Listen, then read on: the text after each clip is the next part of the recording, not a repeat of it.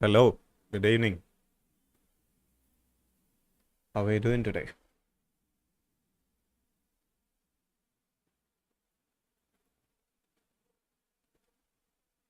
As I said in my last stream, I've turned on ultra low latency and it's 1080p today, no 2K.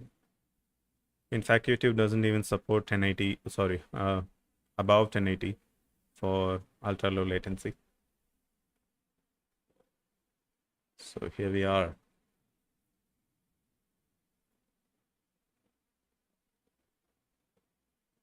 It's still quite a bit of latency. It's like 5 seconds or something compared to the 10 plus seconds it was yesterday.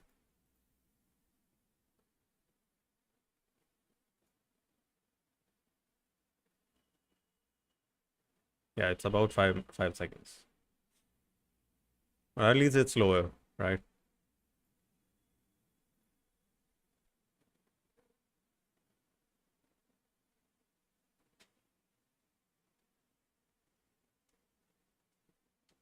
Anyone else joining?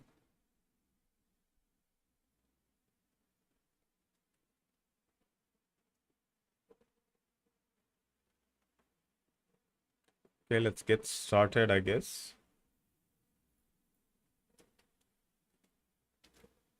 So today we have a new set of requirements, right? So we are going to build um, a solution where we can pass some data and render an image. Ohio, Kevin-san.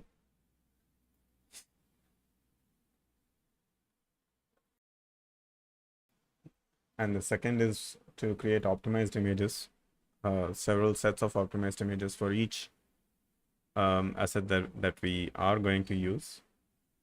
And the third is to render static content and metadata ahead of time. So let's get into it. The first thing I want to do is no audio. Can you not hear me?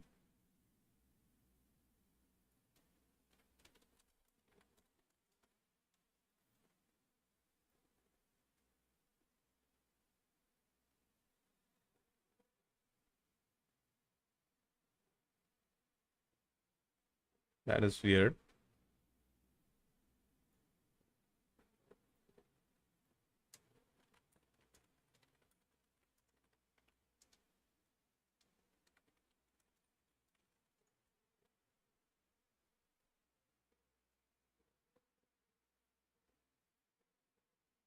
It's something on your side.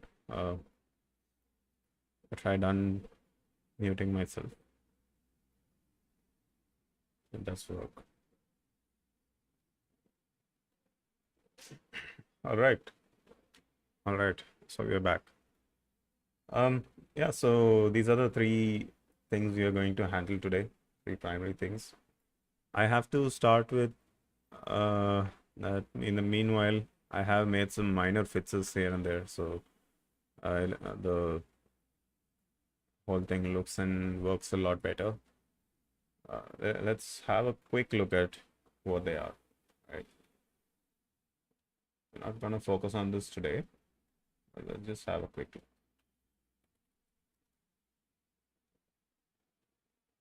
So the last thing we left off is at aside reflex. Right. So since then I've fit some bugs while deploying it. I think we even did this in on stream. We added class names, and then I created the license. So now the blog is and the site in general is licensed under MIT. And then I went ahead and centered the content. What's dev servers dev.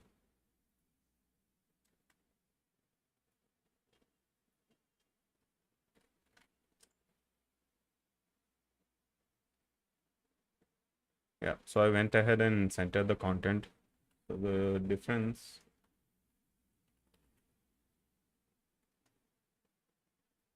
is that previously it used to take the whole screen, which is hard to read.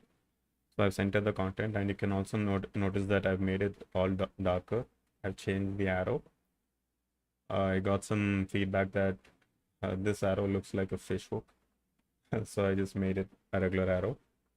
And there was also a bug where when I closed the blog, there was a flash of the blog list before it actually animates it. So I fixed all those things off screen, so we can focus on the actual content for today. I didn't remove the extension. I just created a new profile for streaming so that my, like my regular stuff doesn't interfere with the streaming profile. Yeah, we can add it back. And I've also, the extension is called Common Units Time Firefox.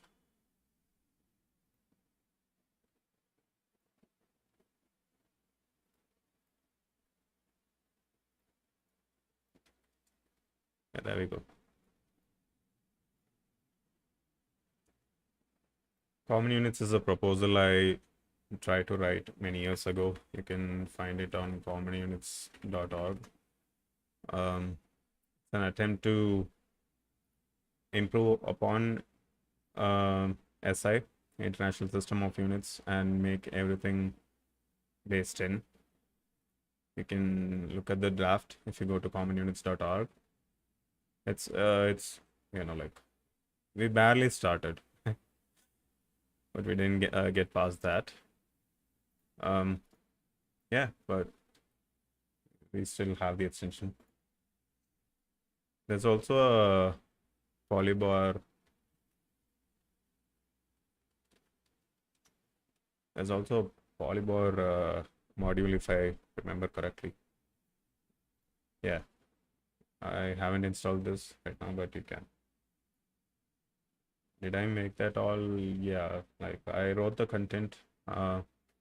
Simon and Sida had to convert it to latex.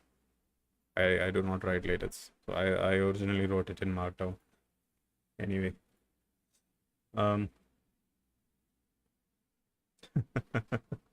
Kevin using the absolute cringiest emotes on YouTube.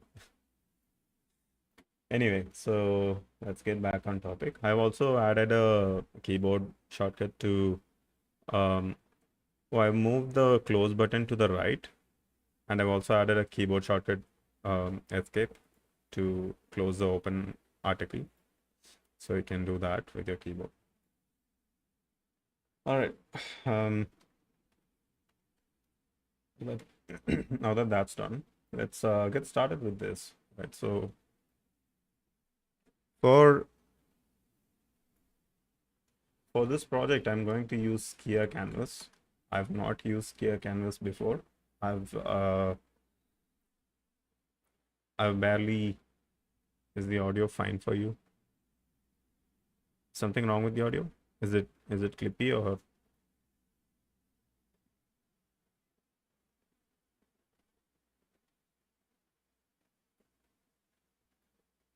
It's a little low.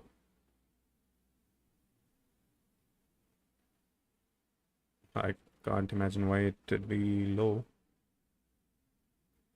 Let's see. Is this better?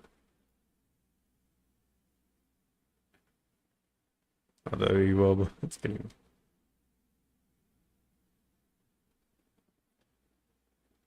me. All right, let's continue.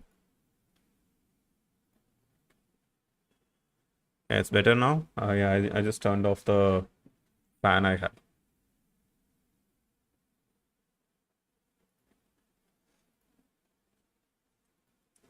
Yes, this is ultra low latency, but it's still not as low as I had imagined.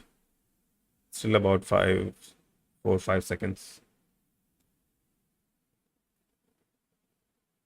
Anyway, let's look at skia-canvas. I've not looked at this in detail before. I've seen the README, but I've not actually tried doing anything with it.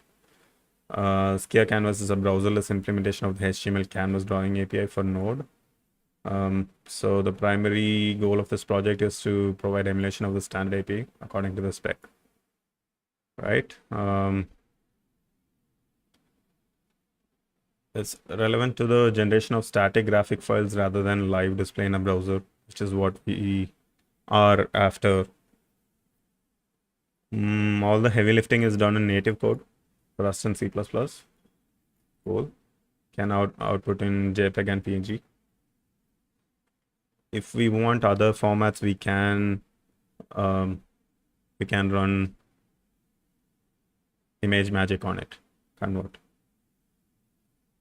Can save images to files, return them as buffers. All good.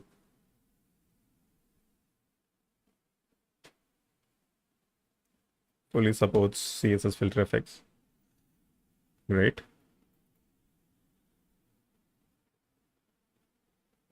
Offers rich typographic control. Also good.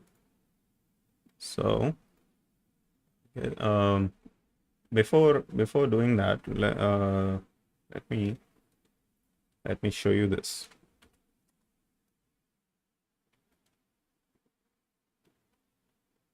Let's check the. It does show something on top. I'm not sure why. Anyway, so let's check the Lighthouse results for this page, right? It's not going to be great,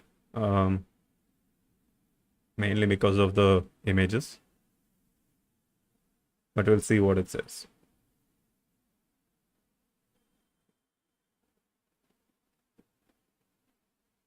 All right, so we can see that everything else seems great. We have excellent accessibility and best practices, but our performance is very bad, mainly because like text compression that can happen only on the server. Since we are on a dev server, we don't actually care about that. Reduce unused JavaScript. This is also a non-issue because currently we are serving the entire blog, entire site, including the personal website, right? Rather than just the blog content.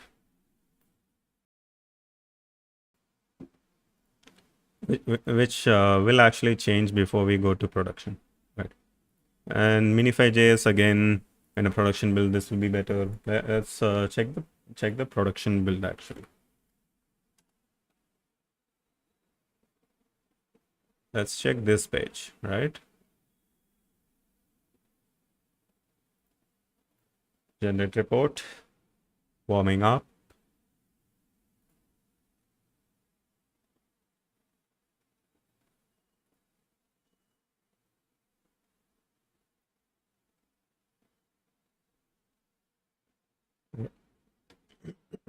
All right.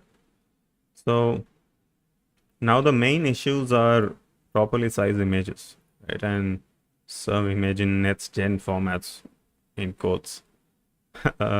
This is kind of ridiculous. According to Google, you can save almost the entire file size using WebP. So we can look at that as an option. Text compression, of course, on the server, reduce unused JavaScript, that will be fixed. So we are going to tackle these first, right? And there's also this stuff, efficient cache policy, we can deal with that. Minimize main thread work.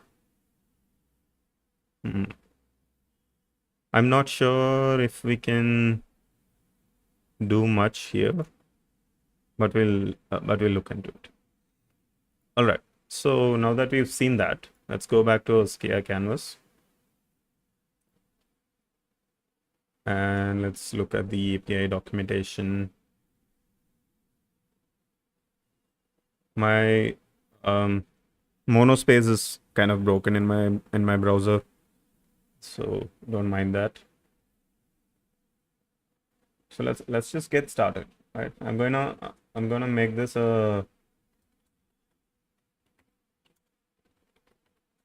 let's call this Imagine. I just came up with that on the spot.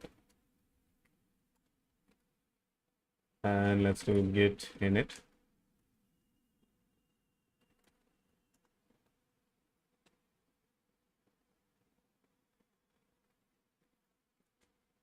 Now let's do pnpm init y. What?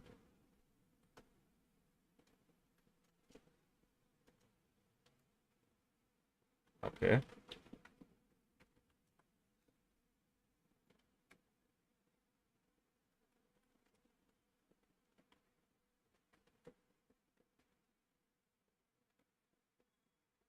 And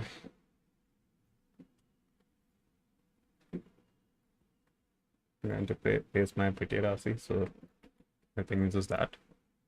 Let's get rid of the test script. And we will be using TS. So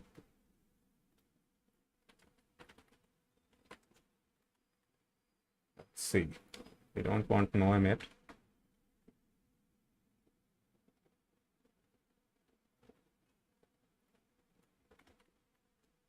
We want SRC. There's no types like that.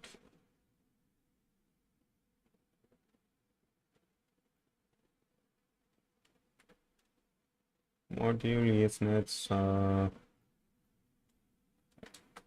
module common.js is fine because this is a library.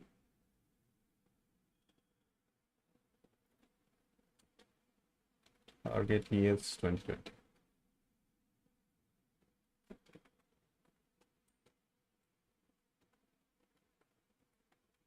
Why is DOM iterable here? DOM should be fine, I think. All right, now that we have that, let's go ahead and install skia-canvas.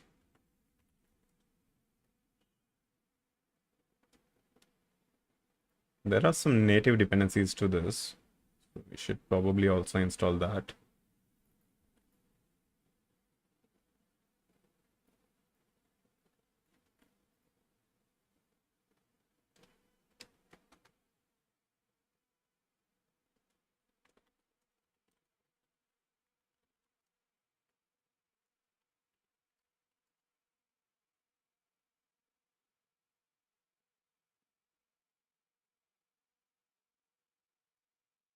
All right, now we have skia-canvas. Let's get started.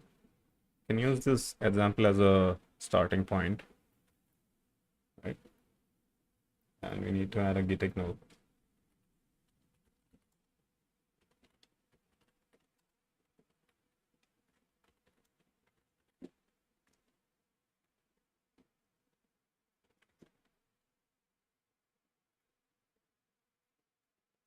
This is the point where I like to make an init commit. Let's just say index.ts and let's go. Now this is a module.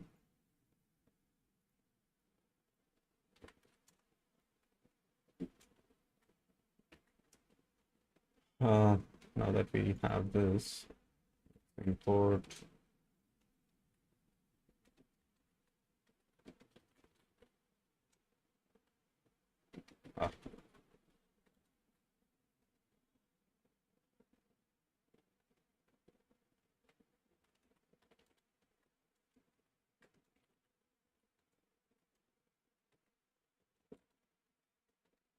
constant is number. We need to install node types.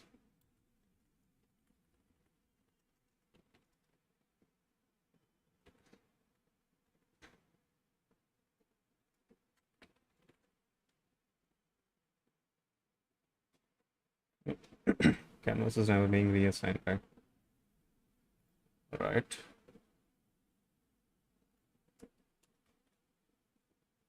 Cool. So now let's see this. New canvas of 600 dimensions. CTS is also not being reassigned. I prefer the explicit way of declaring. Get context 2D, that's fine. And then we have width and height.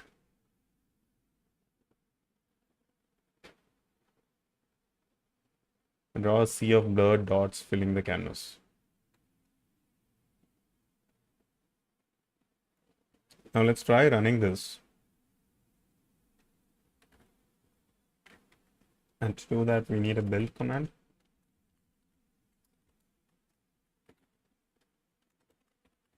I like to have build and build watch.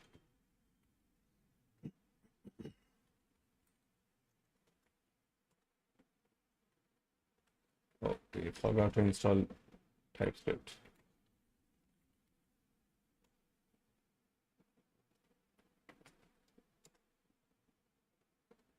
Cool.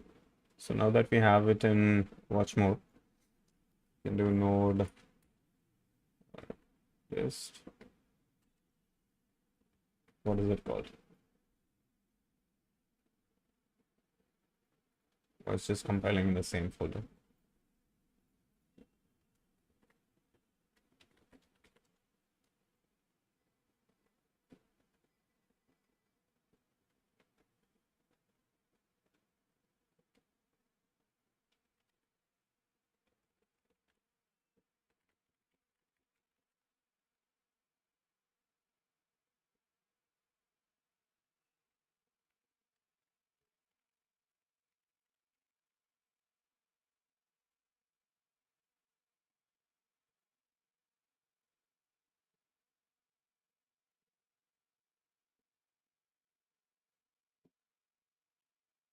Grab that.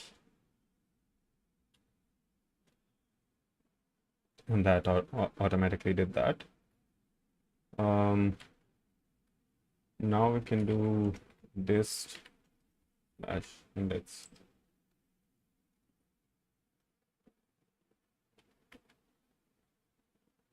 And that has both dumped the image in the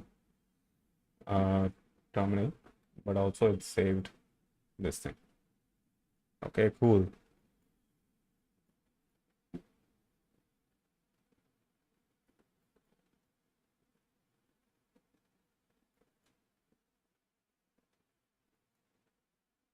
So we can see that it's first created the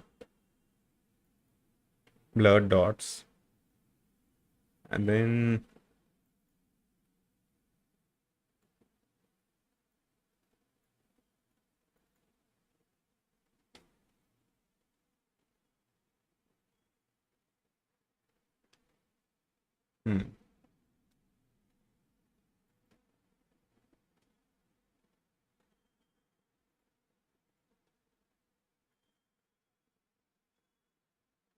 so filter none is what actually masks the dots.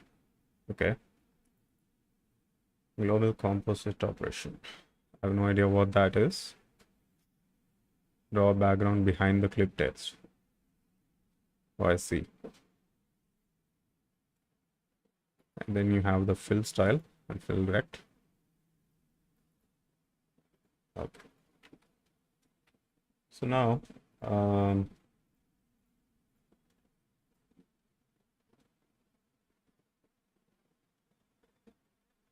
it's not actually using FS anywhere, although it's importing it.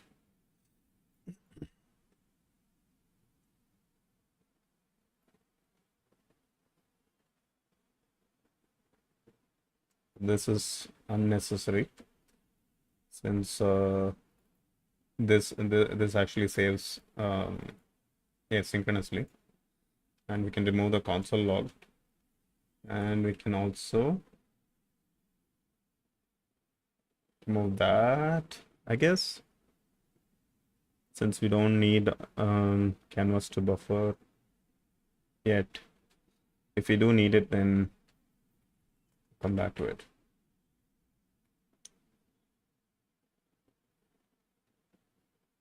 So we don't need italic. Let's do that. and we want it to be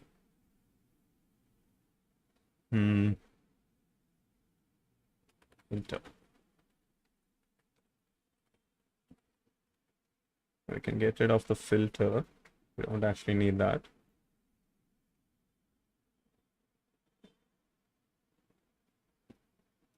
I think we can move that as well.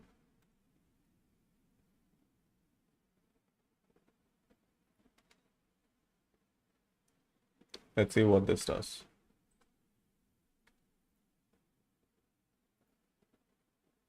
Okay. Maybe we needed the CT start filter.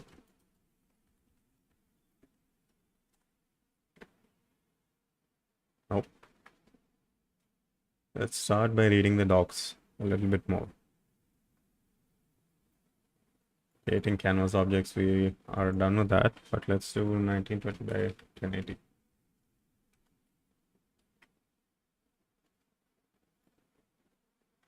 Okay, that works. Saving graphics, okay. PDF, SVG, JPEG, and PNG.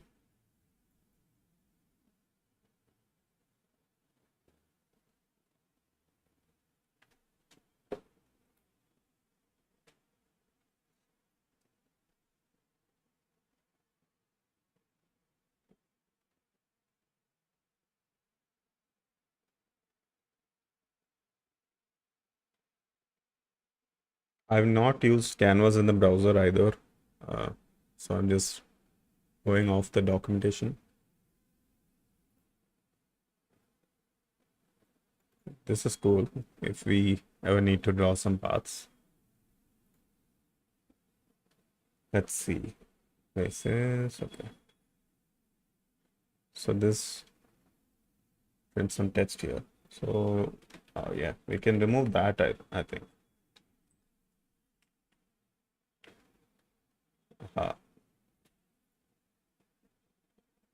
CTS dot fill style.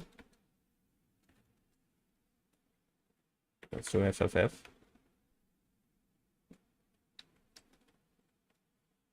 Oh, there we go. Managed to write hello.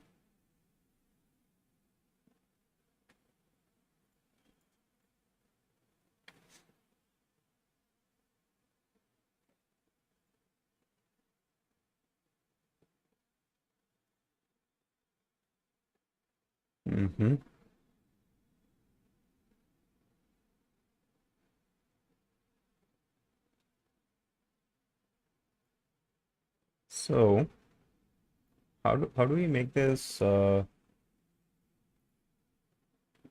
canvas text align?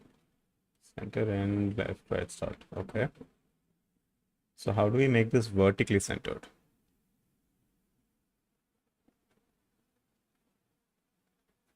Width by 2.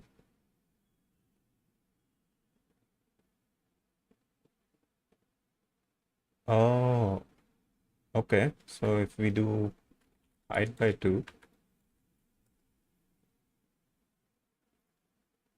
Perfect.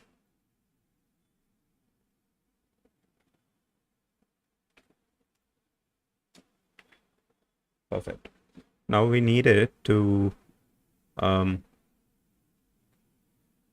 let's see how we want to do this. Let's head to Figma.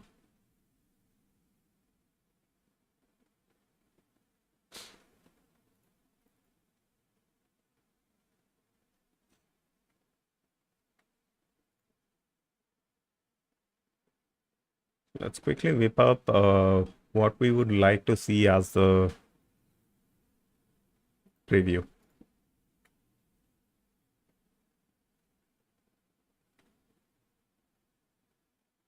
My audio clipping too much?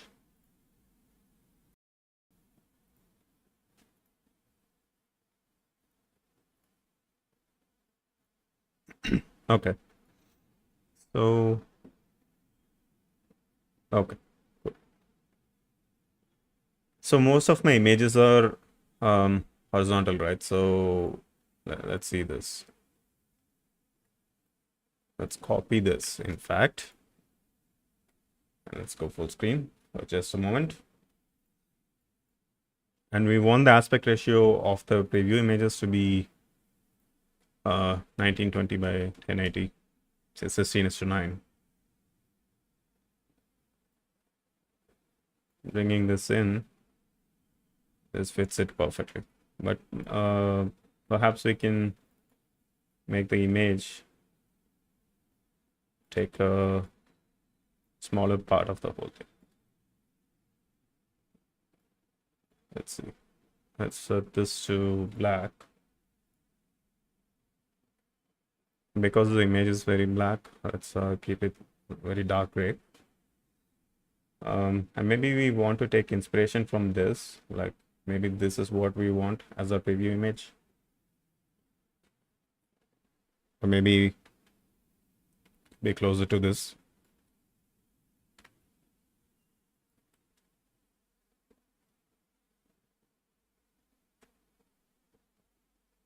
I don't want to ever write over the image because that is not very scalable, not very universal, right?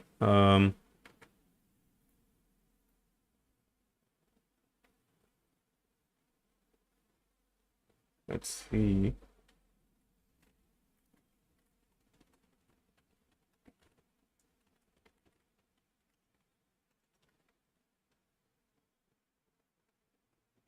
I really like the GitHub style previews. So that looks like this.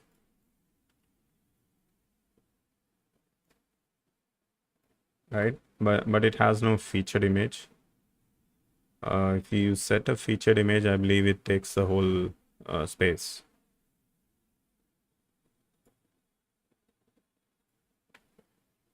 So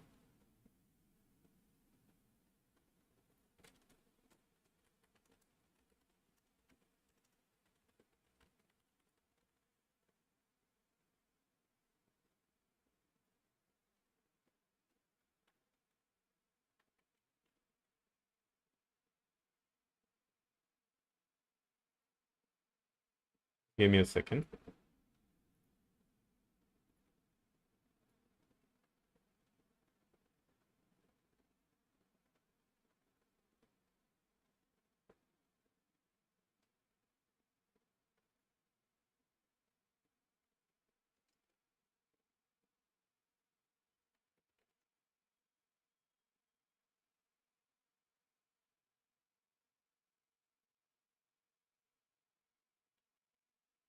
All right. So we want something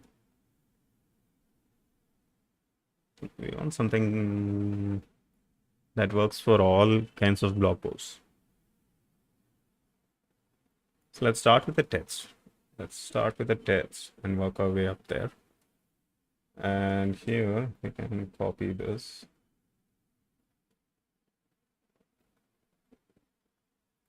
Let's say it's a bit larger than that.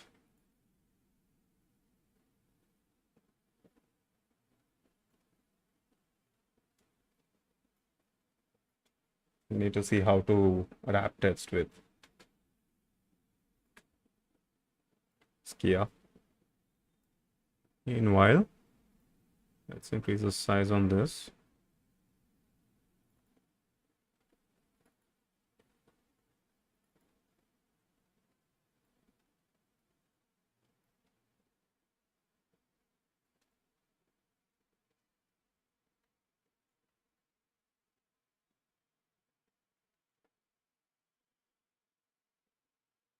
Probably want the date. Let's copy that.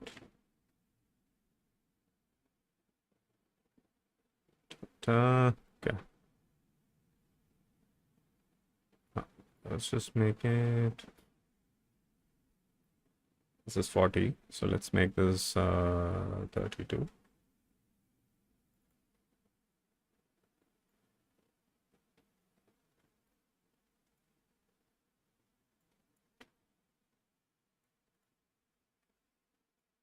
Right. Now that looks That looks kind of good. But this preview text is not going to be very visible when you look at it like at this size. So maybe we can keep this out for now. Let's make this a bit larger, and we can make this even larger as well.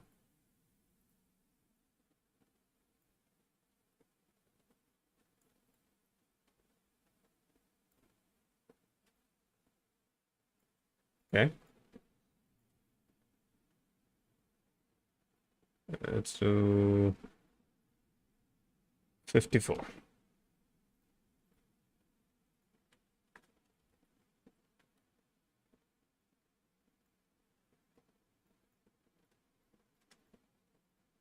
Let's do 48. Okay.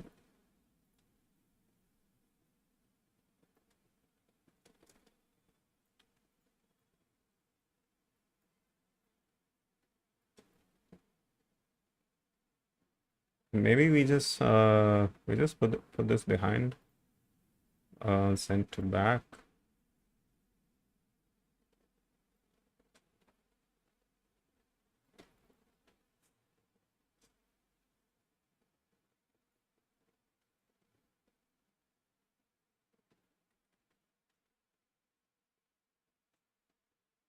Right.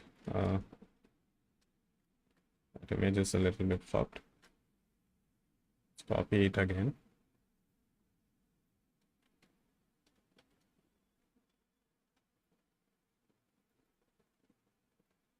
Send to back.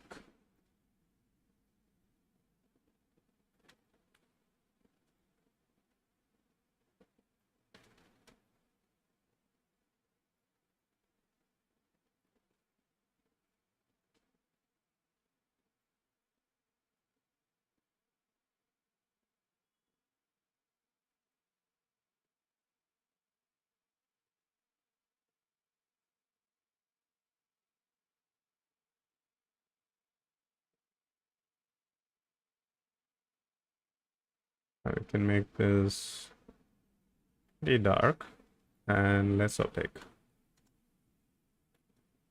Let's make it 80%.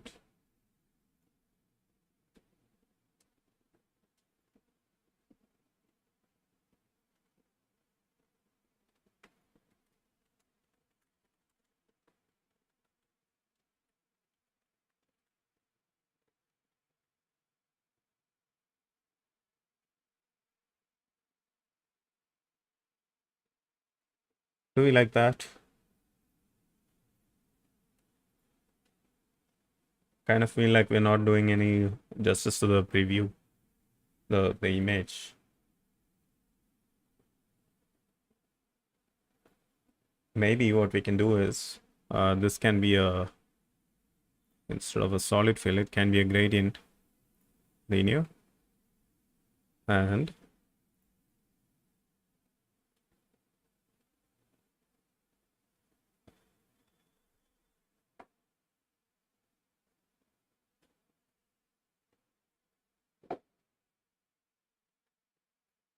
do this. Make that completely transparent.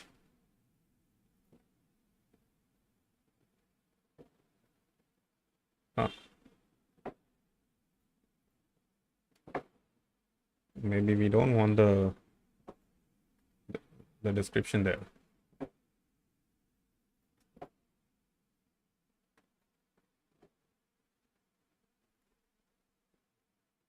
Why does the transparency not really show up?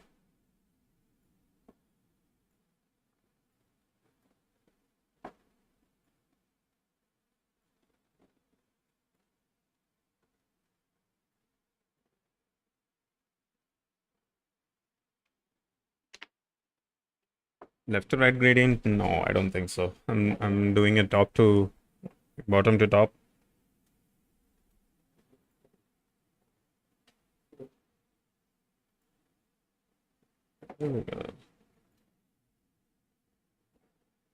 Why I think it's in the reverse order than I actually want it.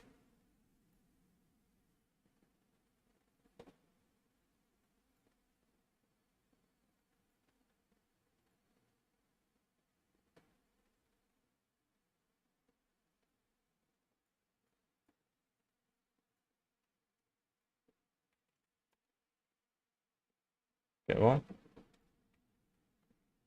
I think we've been filling the the entire canvas instead of just the rectangle.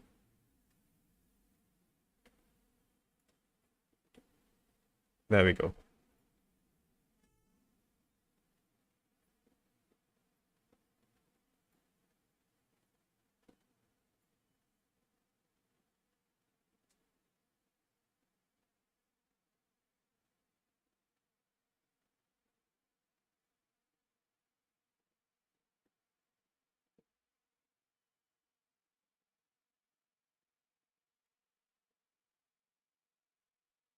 Do it like that.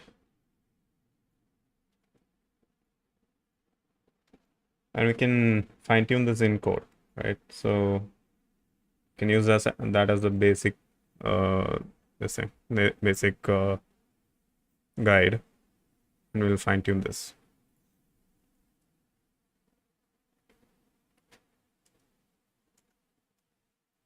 Yeah.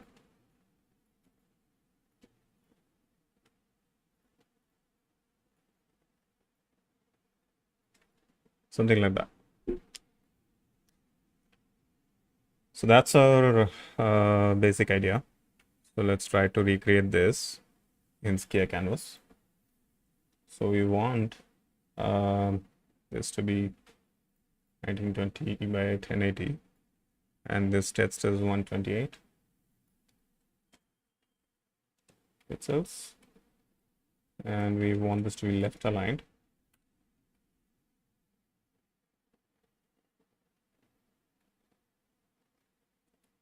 I guess the problem with using raw skia-canvas is that we have no idea how to reflow text.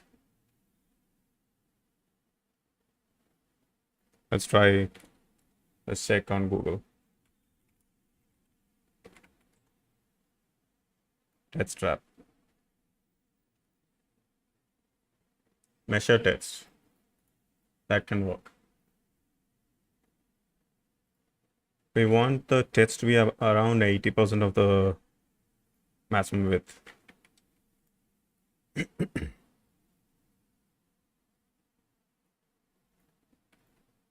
So let's quickly copy that. Get lines. CTH is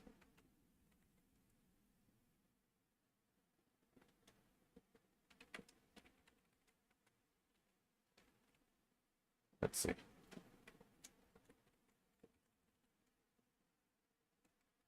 I think that works.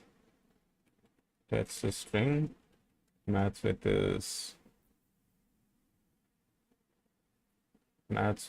will be number.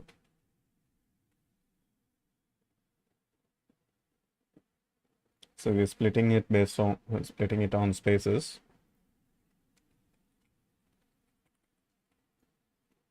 For let I actually just do for const word of words const width equals ctx dot measure text. Current line needs to be let plus word width. So it's measuring the width of current line plus one extra word. If that width fits in math width, then we want current line that. Actually, what we can do here is test line. Since we've already appended this, no need to recalculate anything.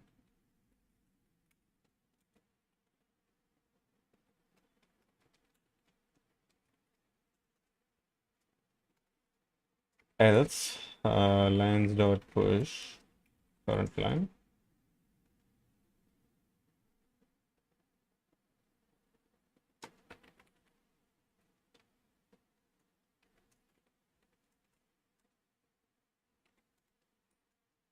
Just the word.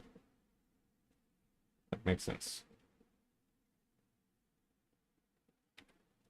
And push into lines for lines one last time. And I also want maths lines.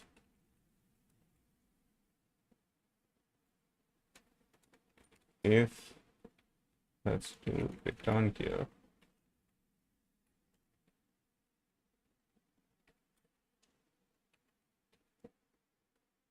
Maths lines equals line start length.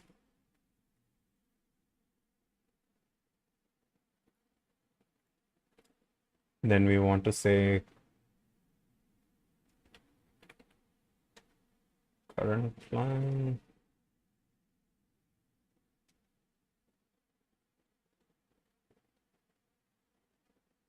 Since push isn't called, it'll just if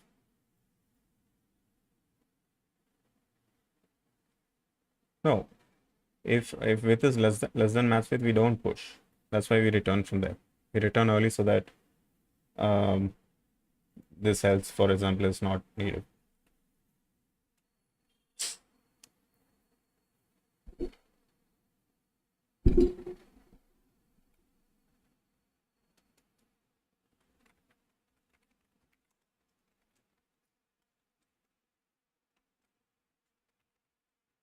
We want to do that and break.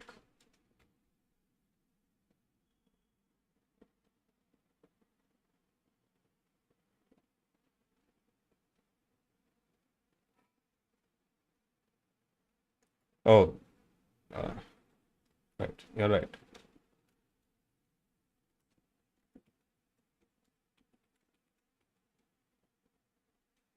So we need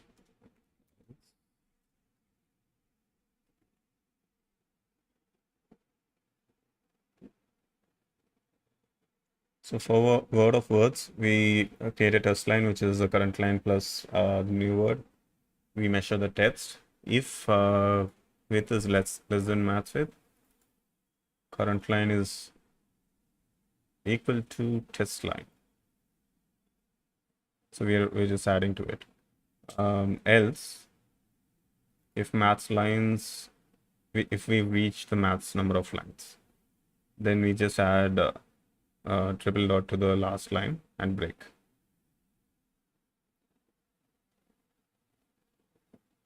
But that's a problem with this.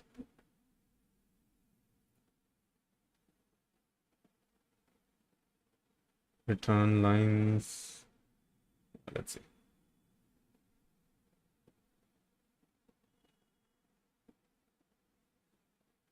We can loop through everything and then do this maths lines check in the end, but that's just looping unnecessarily.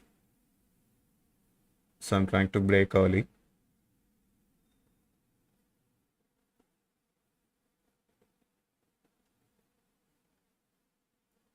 We can just repeat this check here, and I'm just trying to avoid that check, right? We can just do that.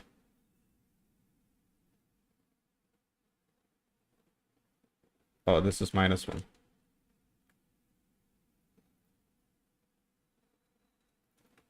All right, now let's do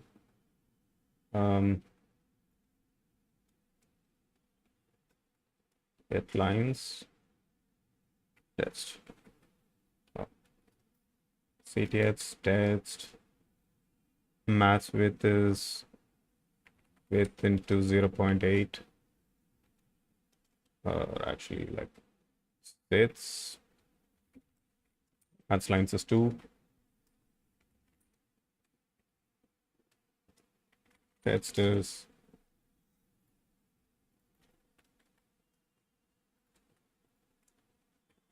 that, and oh, what am I doing? That returns string array, right? And then we want to do string array map line.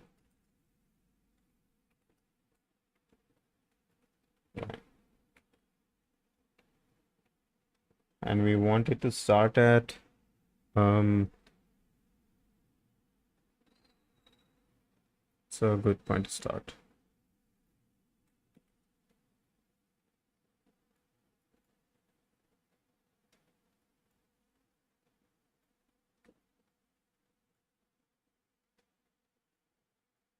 That's 1 and 2. So at around 6%.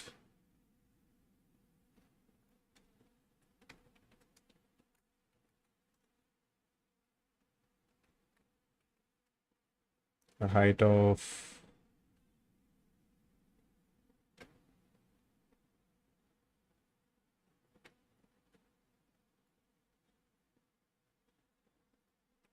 it's 20.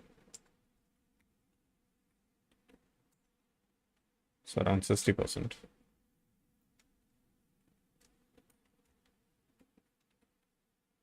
And let's see what happens.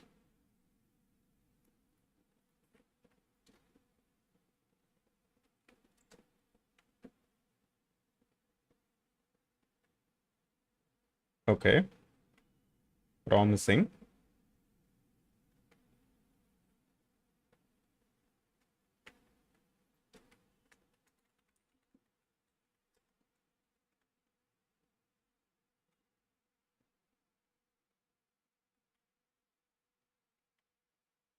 Why is it writing over?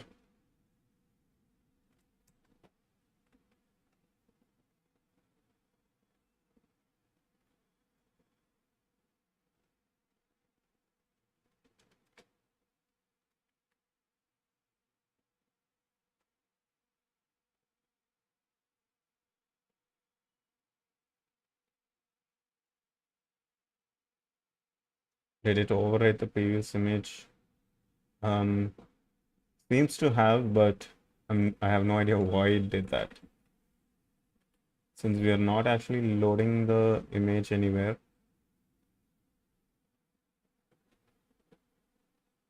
Huh. That is weird.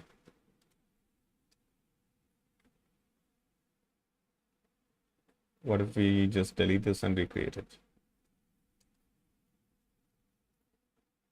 Yeah, it's not doing that. It's doing something else. Destination over is just for the rectangle, right? I have a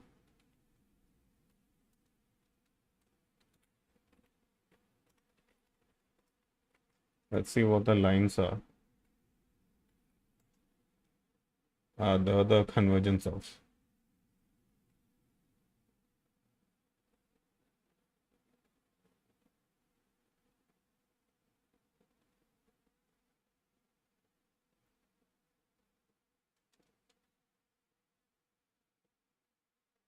So let's look at this again. Text.split.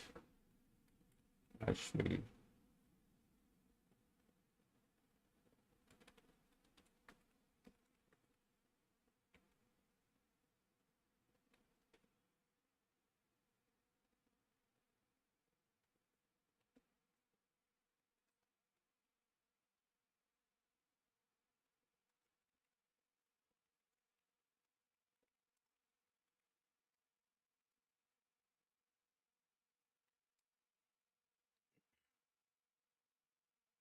current line is the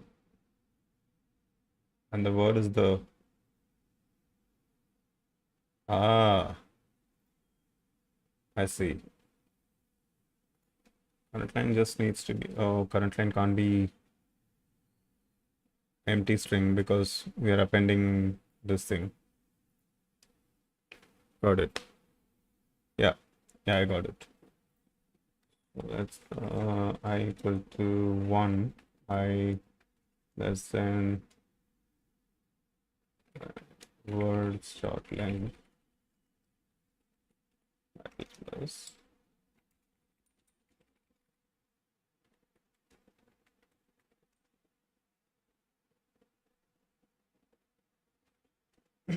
yeah, that works.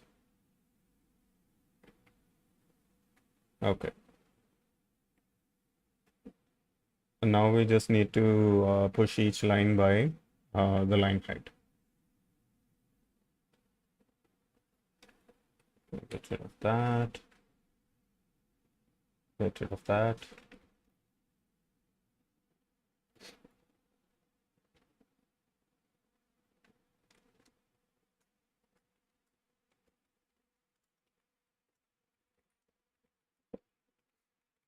Am I thinking?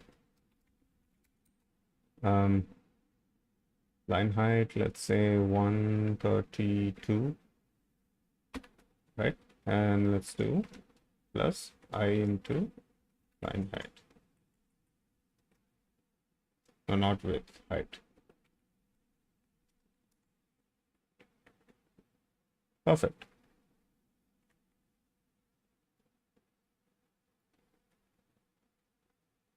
We don't want to make this a little bit bold.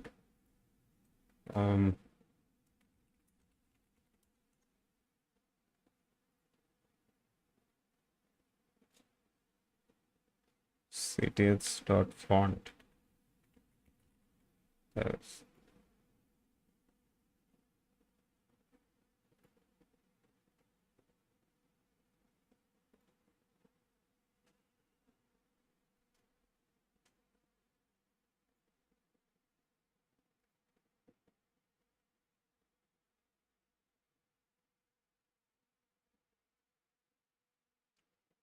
Just CSS font.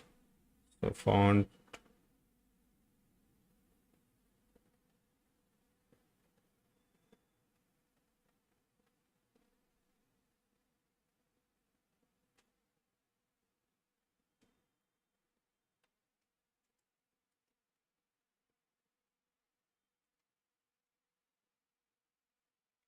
One second.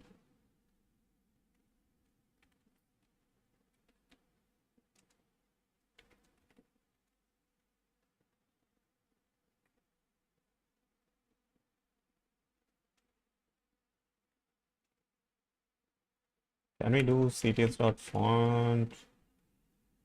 Or we just have font variant? Or do we do just that? No, that didn't work. Bold.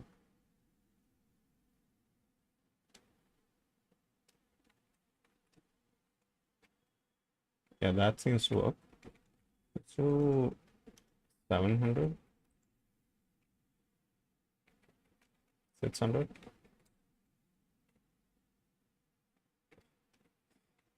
500.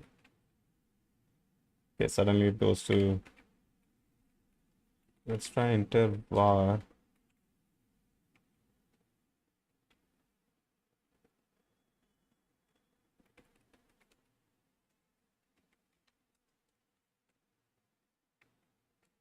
Okay.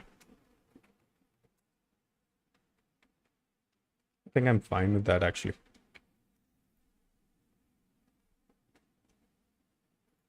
We want to push this text a little bit higher.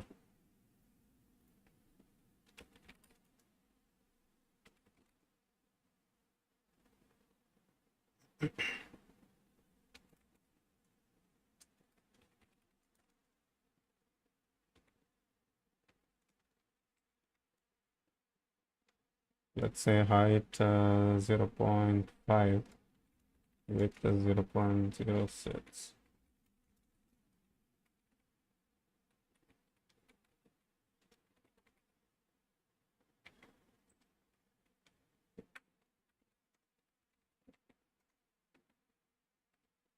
What I'm doing here is essentially parameterizing everything, right? So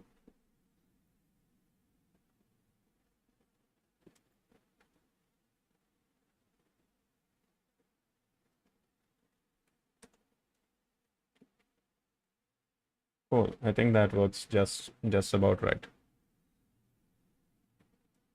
Now we want the other part, for which we can repeat this. And quick trick, if you didn't know this, you can just make a block out of anything in JS. But you can just write a block like that, and the variables inside it will be in the block scope, as long as you use like const. Var will leak outside, but let and const will be inside the block scope. You don't even need a function here. So let's do 500, and the font size here is 48. Left, well, that is fine. Rather than title, we want this to be subheader. Line height needs to be 48, which means 54. And height needs to be after the previous thing. So we need some context around how far we've already come. So let used height equals 0.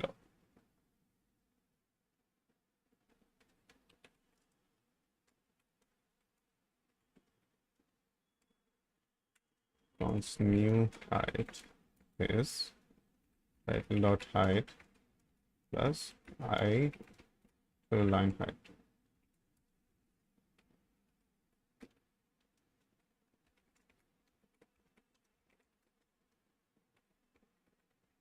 We can even just call this use height.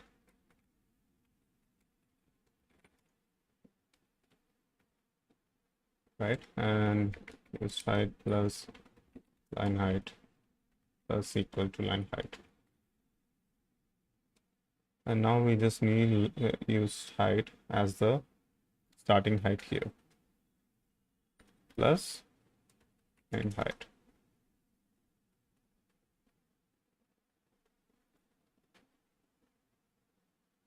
This is not actually height and width, it should be x and y.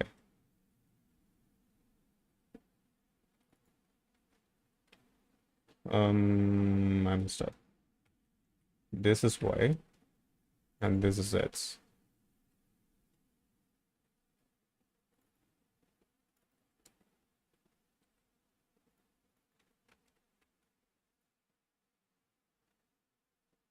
Use height is probably fine.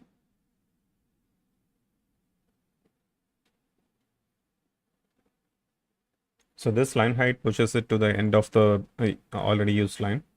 And this plus line height adds the space between the title and the next line that we're going to write. And here we want the text to be, we want it actually to be limited to one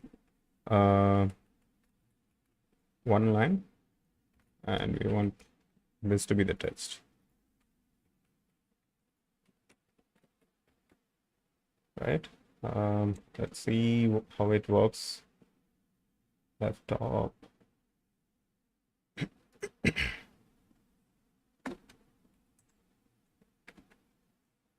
Oh, look at that. Look at that.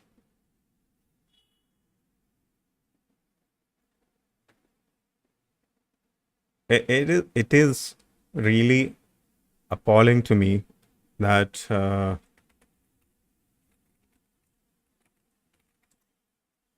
something like Versal, and this is a what do I say? This is an opinionated image renderer, right? It's not even customizable, not much, and they cheap out on this, right? They use Puppeteer to capture an image of a browser, of a headless browser, and that is very expensive. Why would they do this? This is Versal. If I can do this in a, how long has it been? It's been about 45 minutes since we started actually writing the Skia code. I think I actually started looking at Skia, right? With no experience with Canvas, no experience with Skia. We just looked at this documentation, and we were able to generate this, right? But it's appalling to me that such a large company with so much resources that they do this. They use Puppeteer. Anyway, it's not to throw shade at anyone, specifically at Versal. They're a great company. It's just that um, I cannot understand the reasoning behind these things. Let's cut that.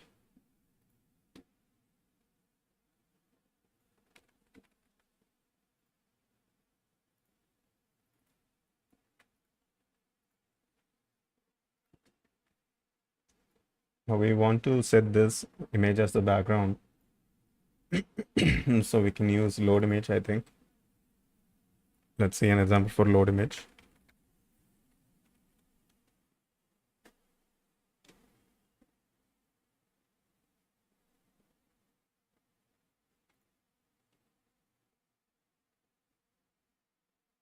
Auto creates the preview based on just the link.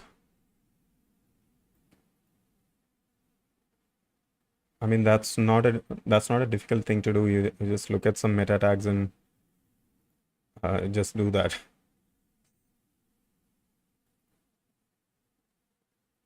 Okay, so just load image, and you get the image. You just draw the image on a specific X and Y. I think we can use the destination over thing, or maybe we just draw it before everything else. Let's see what happens.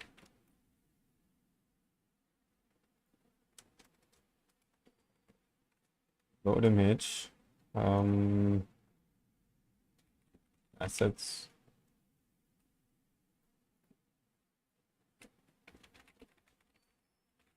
Convergence.png, and this needs to be an async inside an async context. So let's do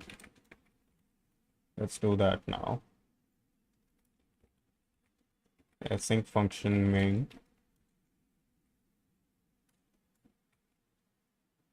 Right, now we have an async context, and in that we can do cts.draw image, image, and we want 0, 0. What is dx and dy? That sounds like change. Would that be width and height, or would that just be normal x and y? Let's see what happens. Let's see what happens. We want to call main.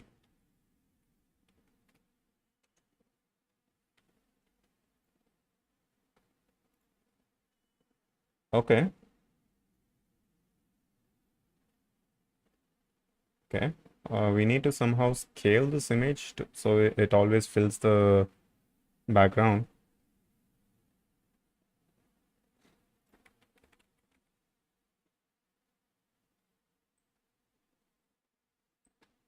Wait, what is textra?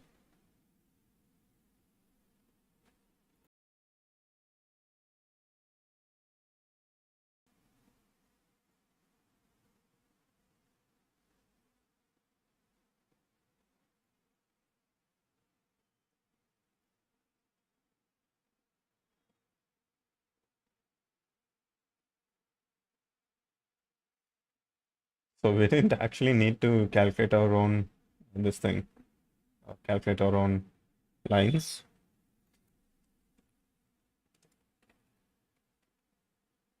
Let's see.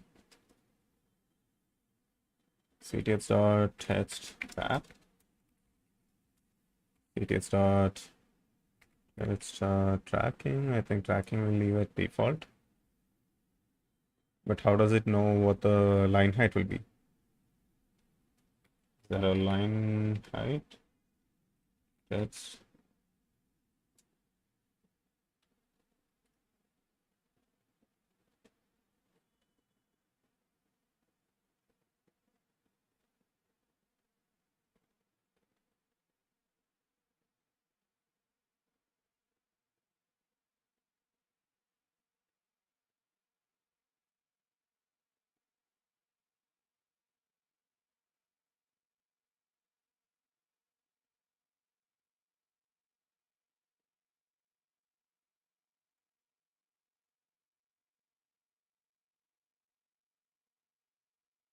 But how does it know when to wrap? There's no.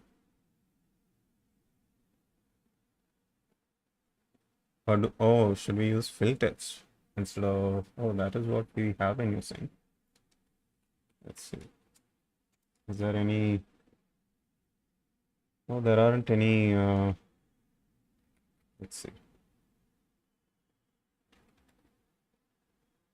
Actually, we should try this on the other thing, on the title.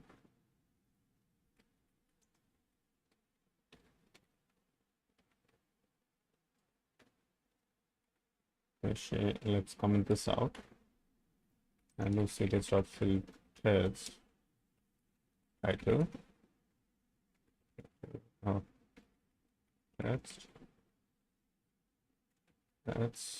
title dot y.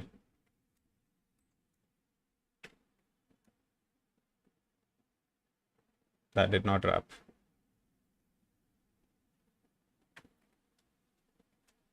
And what this works.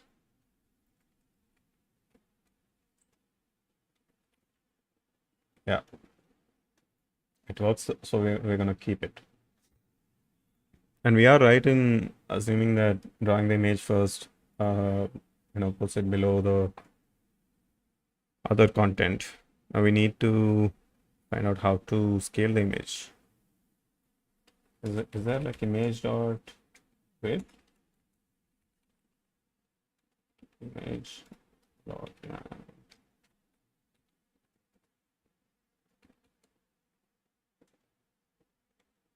oh.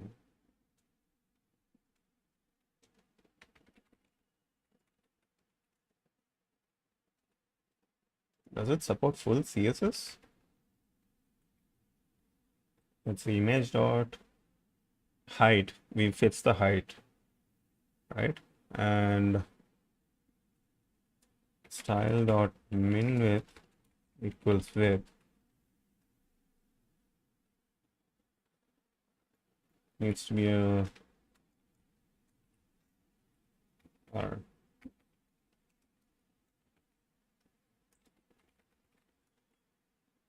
object fit would need a wrapper, right?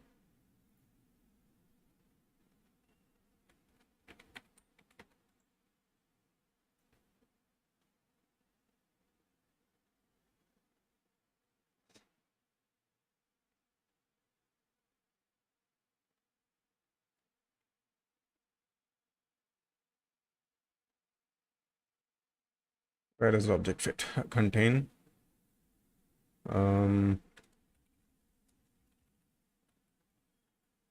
Okay. Maybe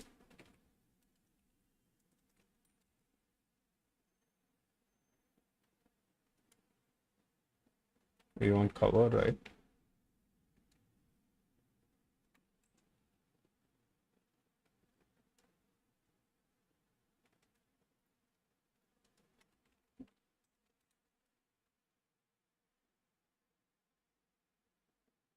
It's a read-only property. Oh.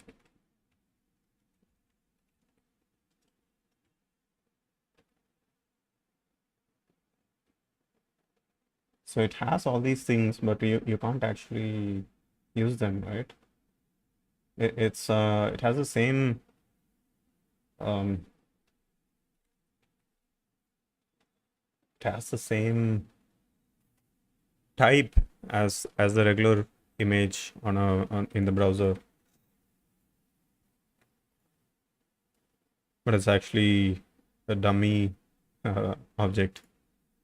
So let's see. Canvas image cover.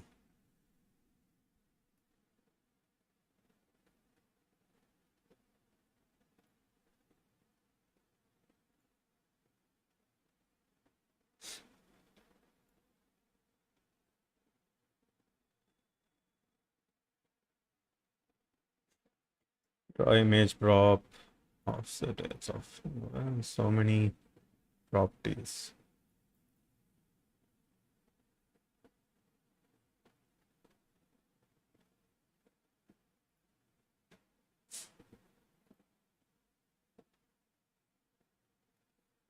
Let's copy this.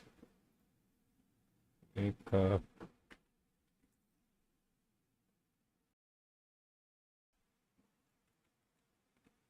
we can edit this a little bit. Port function. CTX is this thing.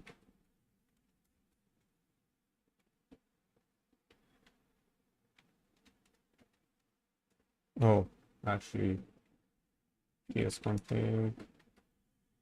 This is not meant to include DOM. That will error eventually.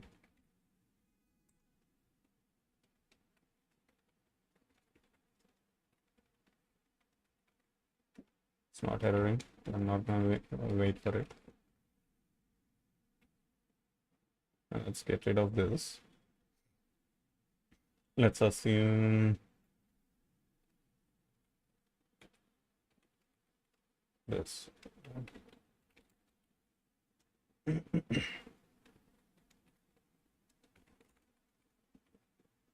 Let's do that.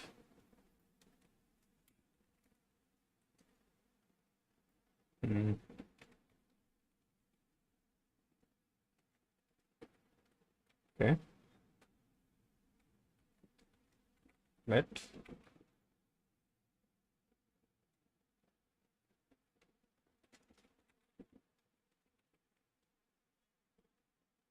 and then for image CTX or the other way.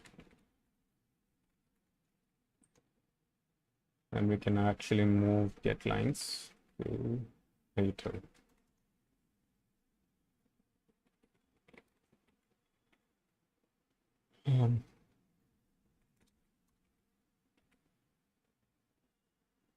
Okay, so let me comment that out.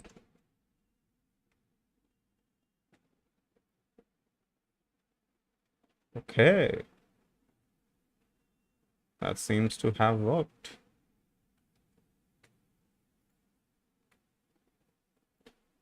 I'm gonna change the name. What is Blueprint? I have no idea. Let's take a quick look at this.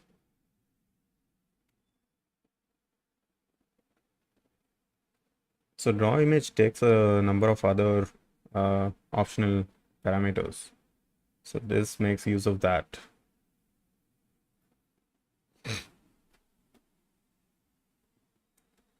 Good for me. So get rid of that. And now we want one last thing, which is the image gradient.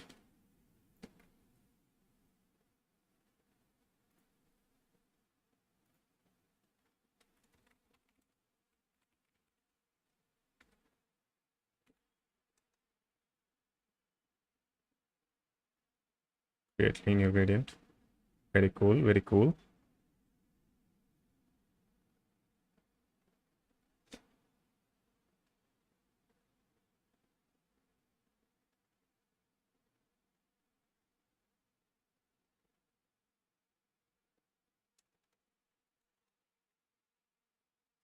Const gradient will ctx start create linear gradient.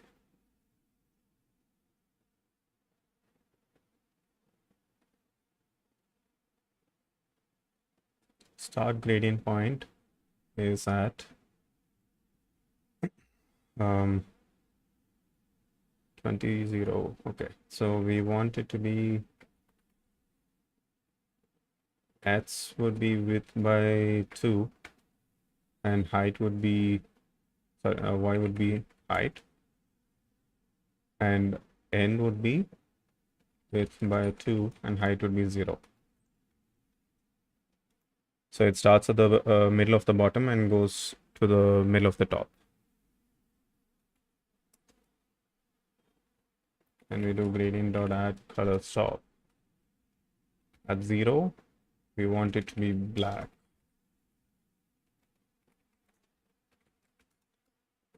And at 1, can we do 0, 0, 0? and we do RGB here, RGBA 0, 0, 0, and 0.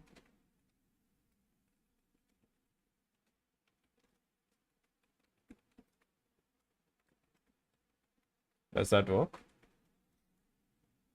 cts.fill style equals gradient cts.fill rect 0, 0 with height. I believe that should do it. And this won't be necessary anymore. Let's see.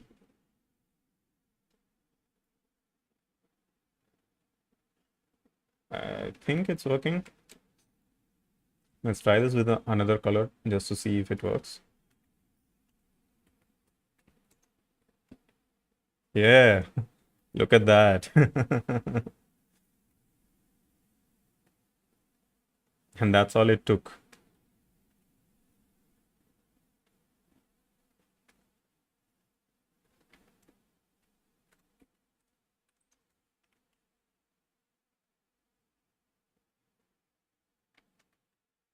Okay, now we want to convert this into a function that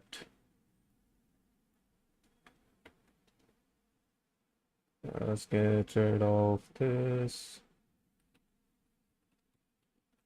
This whole thing is in a function. We want to convert this into a function that we can call dynamically, right? So render review image, and the things we want are image string, and that becomes this.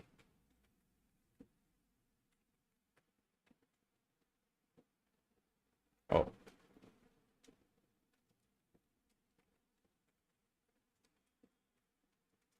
and we want the title string.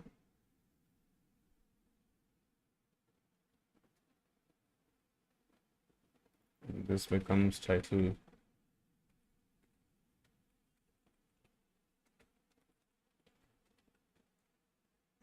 And then we want to, do we just I'm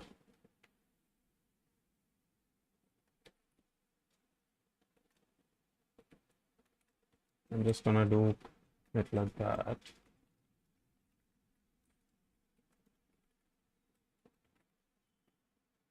Right, much more flexible, and add that here.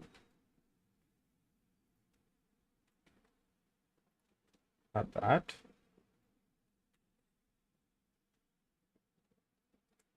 Let's call it subtitle.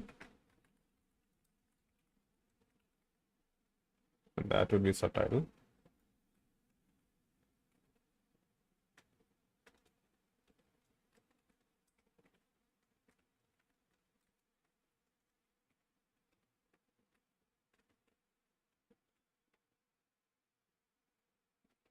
Move it up. And this is very cool, but we can also convert this into a util. So let's copy this. We'll even copy this.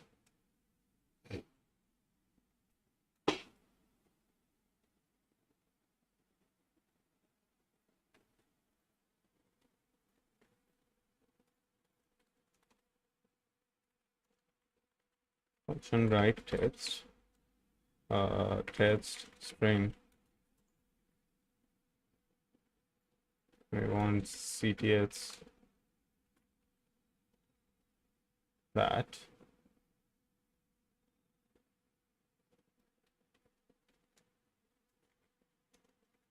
That's number, y number.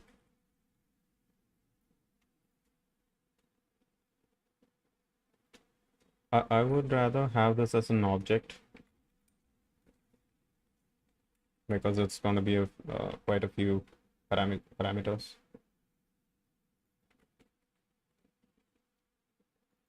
Width and It will just receive as, oh, uh, let's do text match with,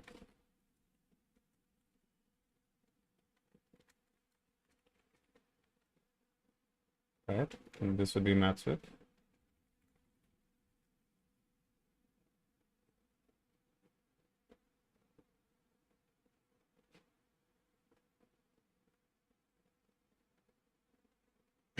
Match lines.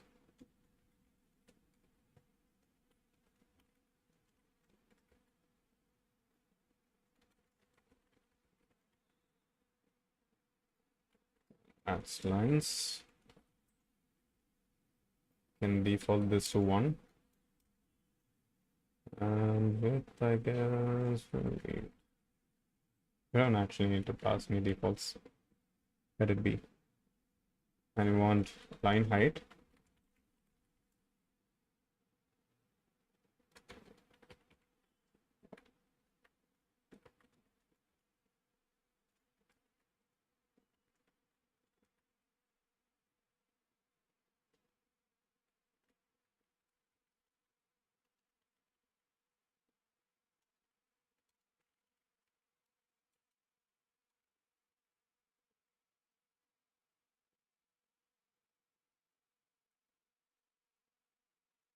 Bit of that.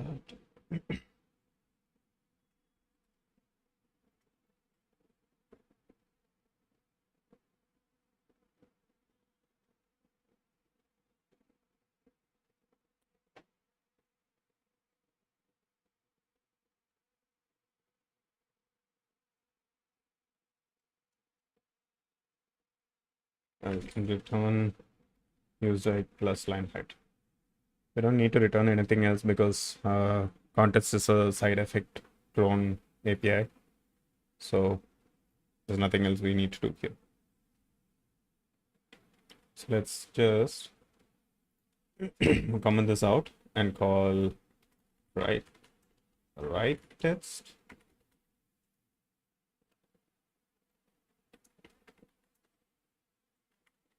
It's not exported.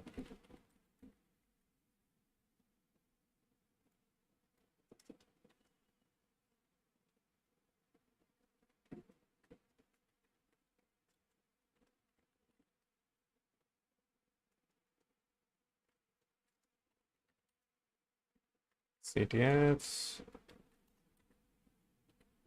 text is title. Match with is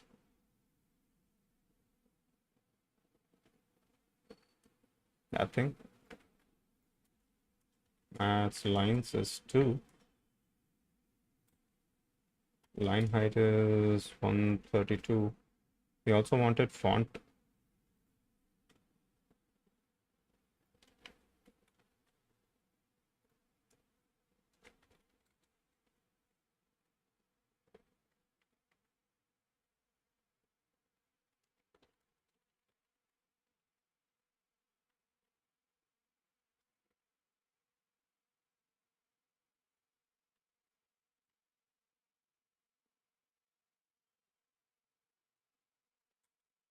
Have X and Y.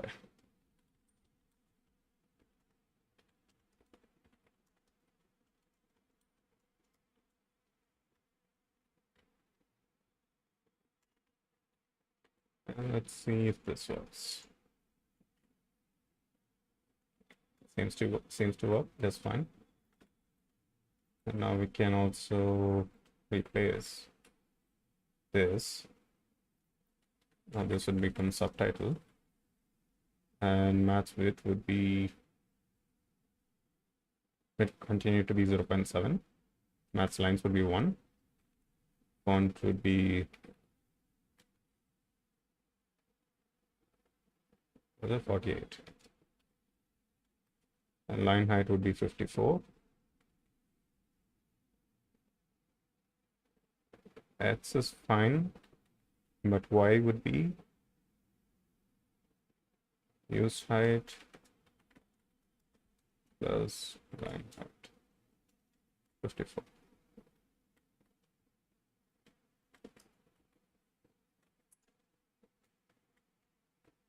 Perfect.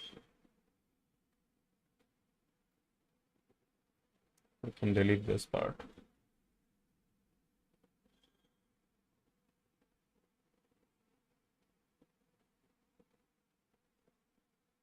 I guess while we are at it, might as well go ahead and parameterize this, like make this a generic function, draw gradient.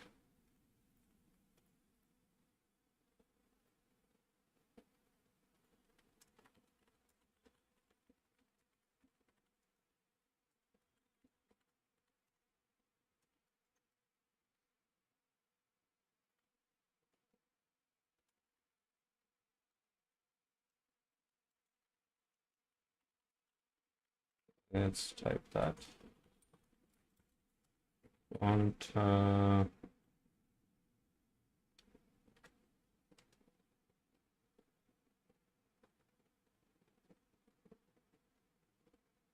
start and end. I'll call it range. Range would be number, number, number, number, and that's the start and end. And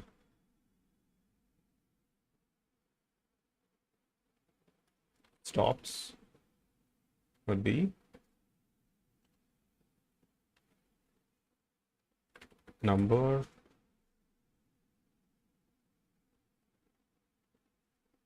we'll name it offset is number, and color is string. We can also name it here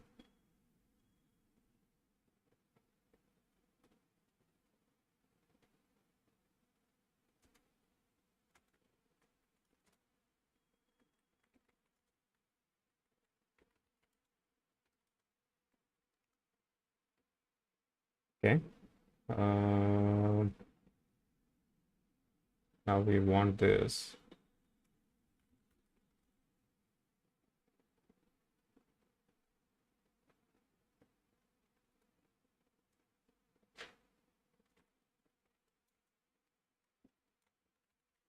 Y number, width number, height number, right? And we can do range, stops, effect. And here we can do range,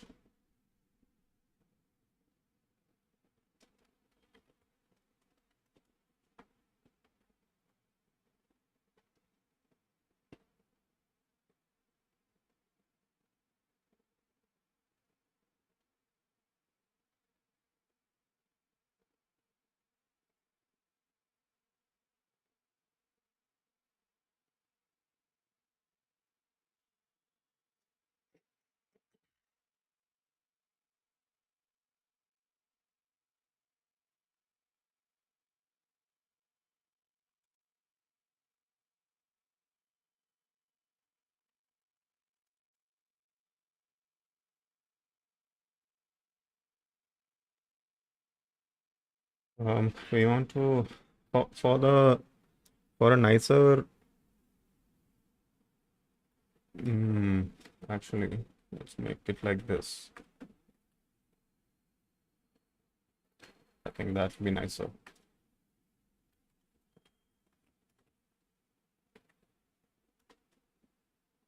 Perfect. I can do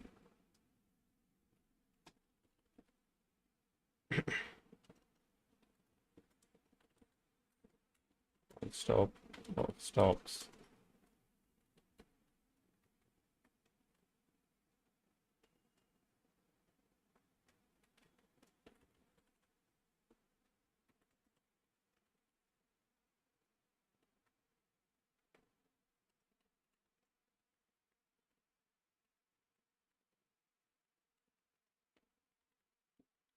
That's it. That's all we need.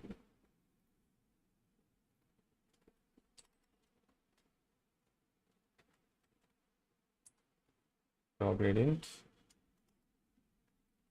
CTX, range,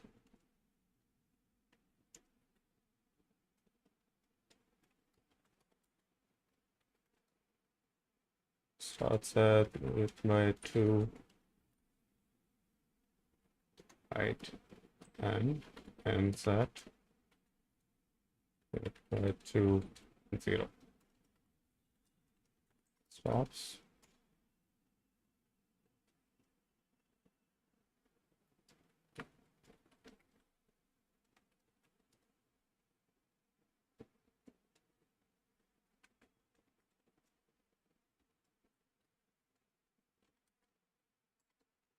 Correct. Just take this.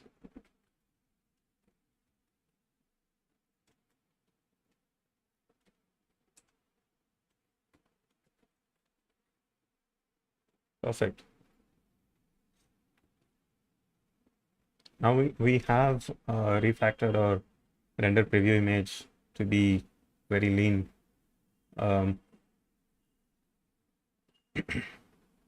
Since this is new canvas, actually, I think these should be inside our thing, and size would be number.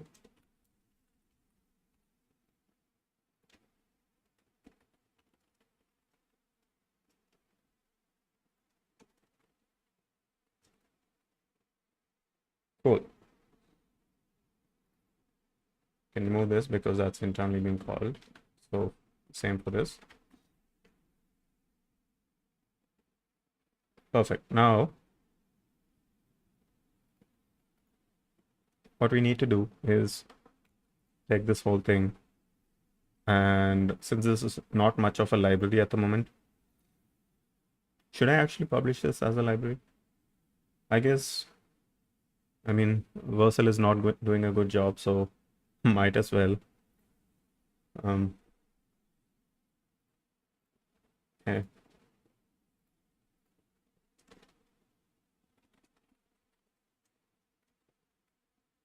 Let's get rid of dist and also assets. These are not things that we actually want to publish. And we want to say index.ts. Get rid of that and export.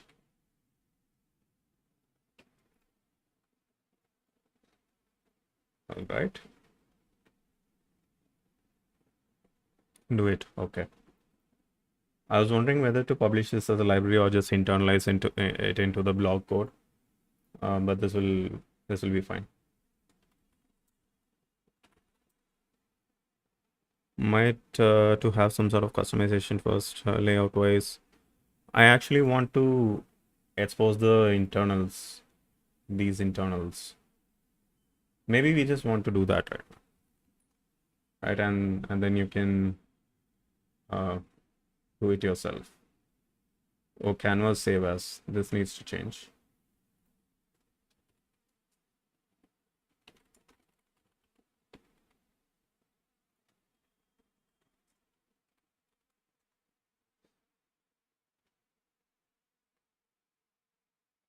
I'll just expose the internals for now. I actually want to write a different kind of interface to canvas. Let's think, one second. Export from util. Right, so now I'm exposing everything from util. This is not a stable version that people should actually use. But if you want to, you can use this. You can call the functions directly. Draw image cover, draw gradient, and write tests and so on.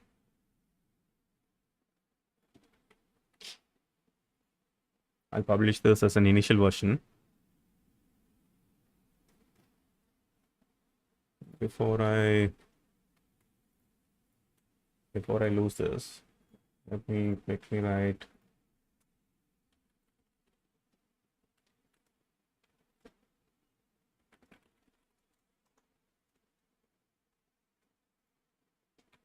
okay. I didn't want to forget that. Yeah, so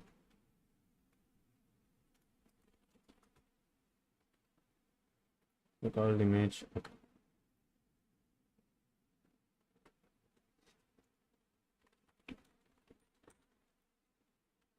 What is it called on packages? And I want to call this 0.01. Hello, iCode. Welcome to the stream. Also, please leave a like.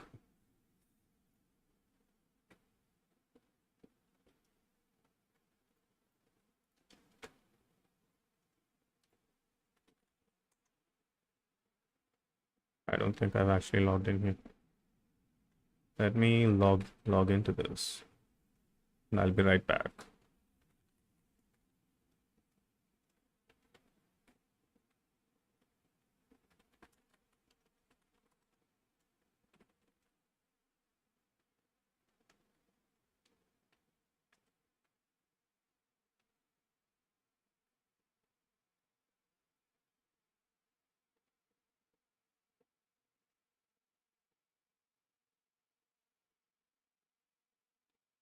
Let's make it up to a fair.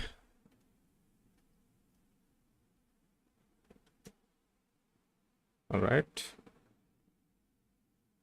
Logged in.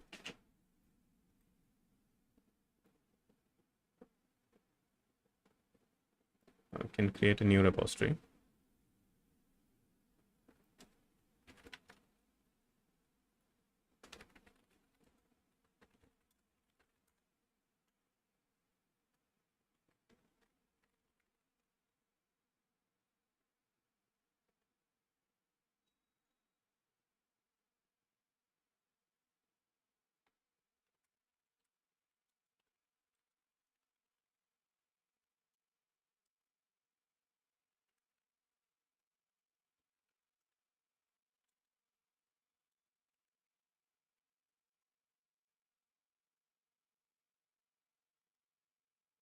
Okay. In case people want to actually use this,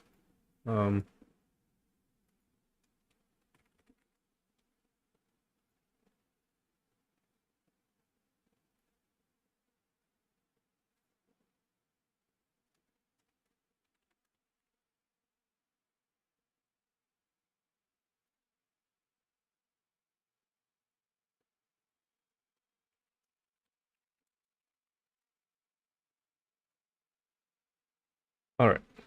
So basic thing is there. There's no README yet. Not worried about that for now. For now, what we're gonna do is close this off, going back to our blog, and we'll install this. npmi and clear here image. Oh, hold on. That won't work because we don't have JS files in there.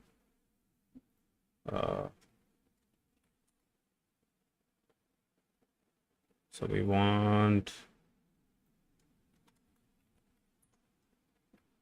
prepare npm.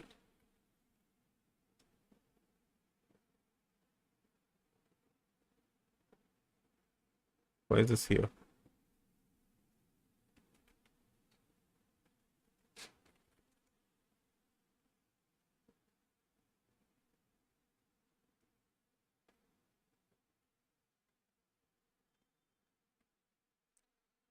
npm run build. Or actually, I don't want to use npm, and we cannot use npm here because it'll actually run on the installation side of things. Delete this and run this again. Perfect.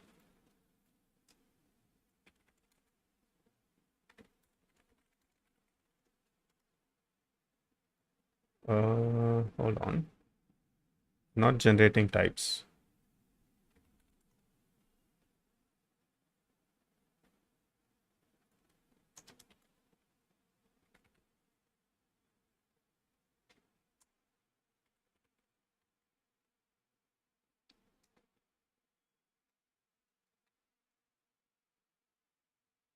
Okay, that's better.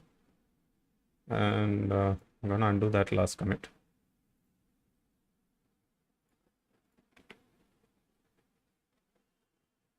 The main is this/index.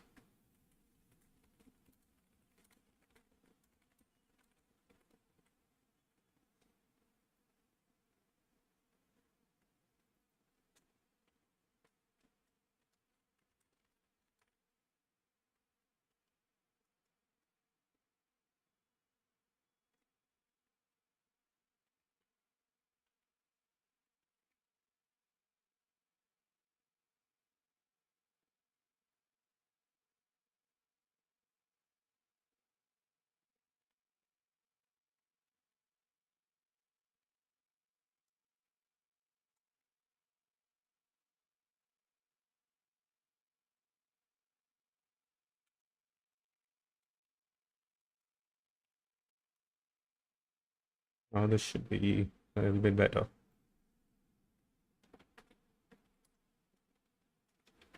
Hit push.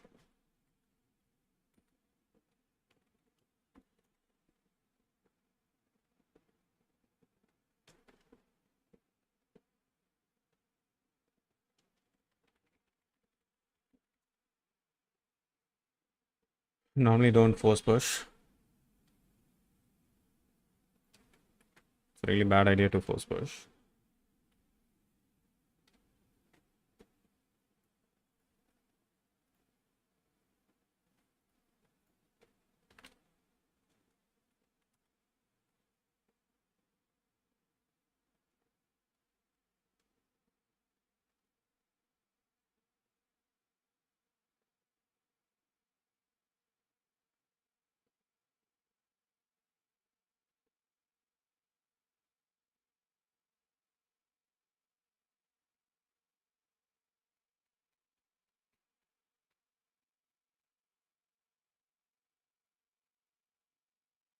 Okay.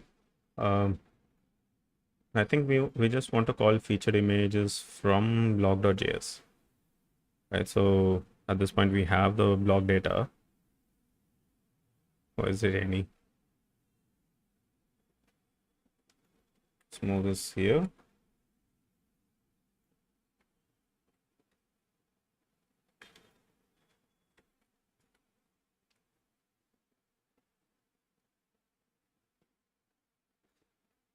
And let's go back to our blog.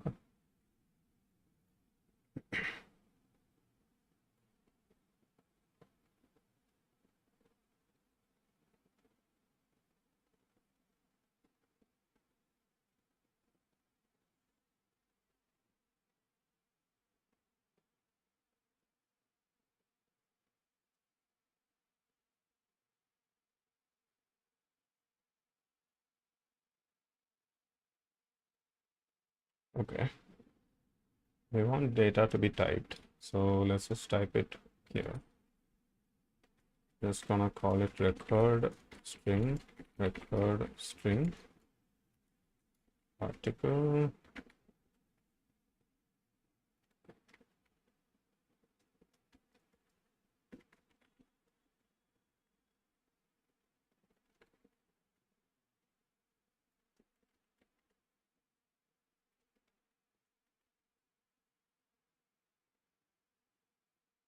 Oh, this is not a TypeScript file.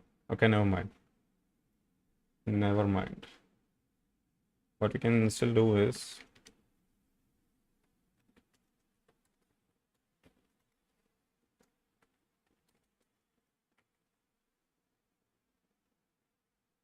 and we want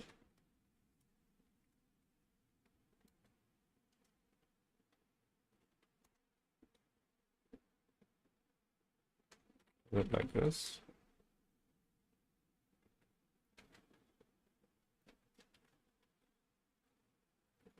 How do we do type def again?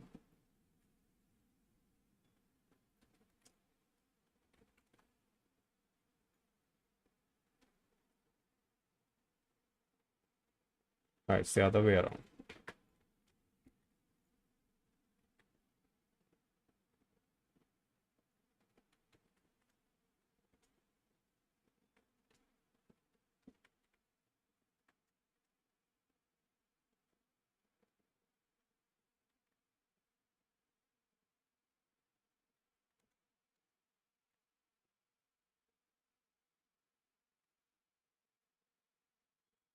that seems to be working.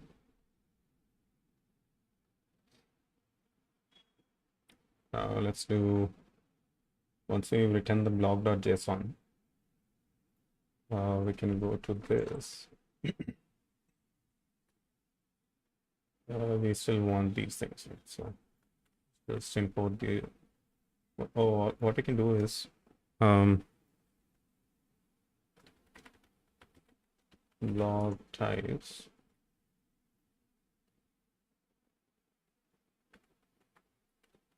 Qualities. So now we don't have to do all this ugly shit. Like article wells. Export. Export type data.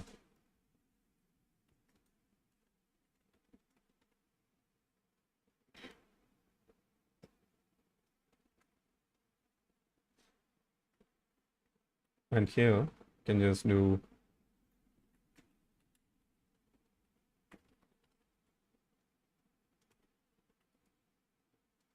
data.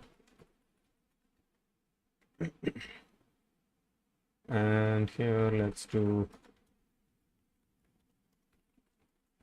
just generate featured images.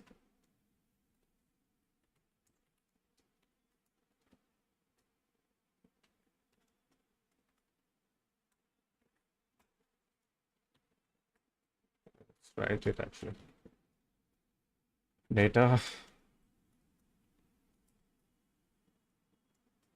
import data.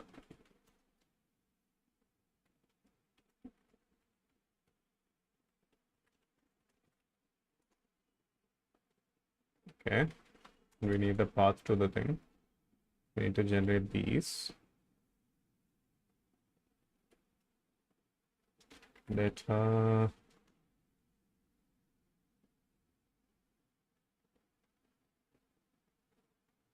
Why is data not typed? Oh, I see.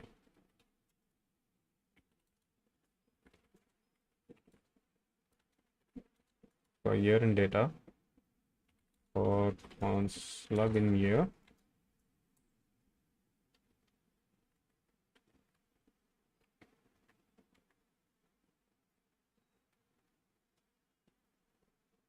or actually article.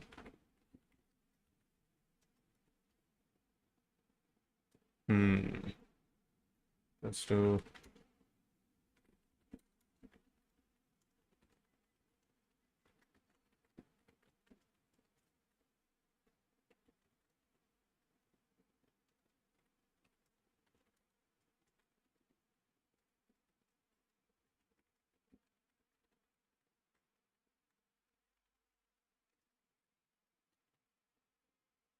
then we have article to year data slug, right? And then we do article dot featured image.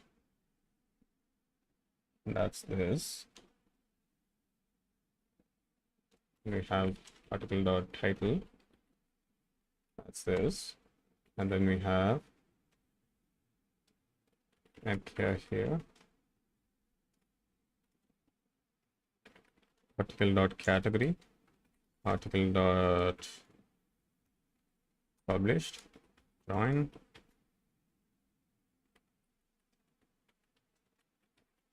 The center dot interpunct. The center dot is called an interpunct. And we need the destination path for that. It should be in public blog, I think, assets. It's actually reading it from assets. So let's just write it to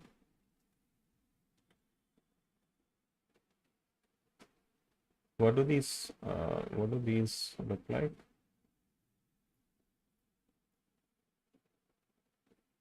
Featured image is just a string. So that needs to be read from public /blog/assets.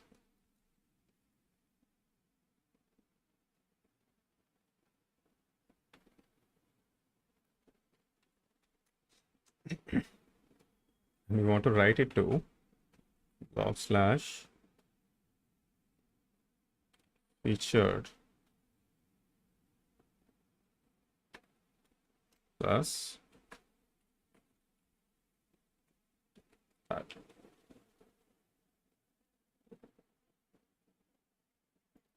And this function would be async, and this would be awaited.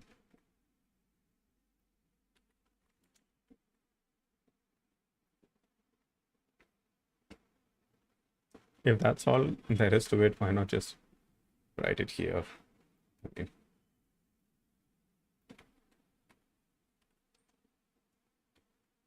Right, imagine is probably a taken name on image npm. We'll probably need to publish it under a different name, but for now it's fine. Let's call generate featured images and we'll call it with data. You can actually do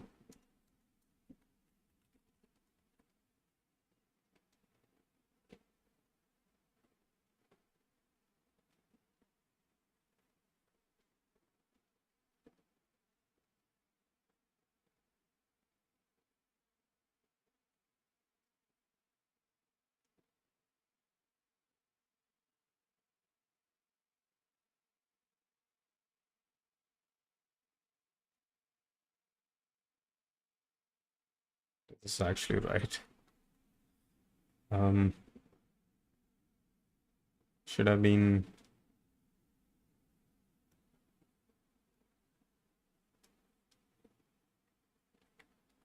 can delete this file. About types. Should have been a featured image, right?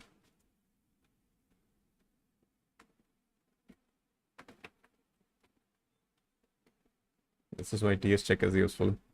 Even in a JS file, we can do some type checking. npm blog. Let's see what happens.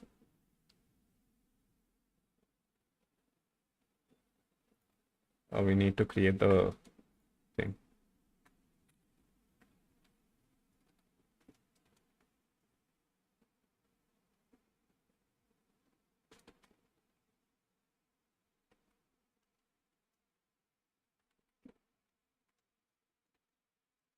What is it called? I just forgot. Megdir, right? Megdir.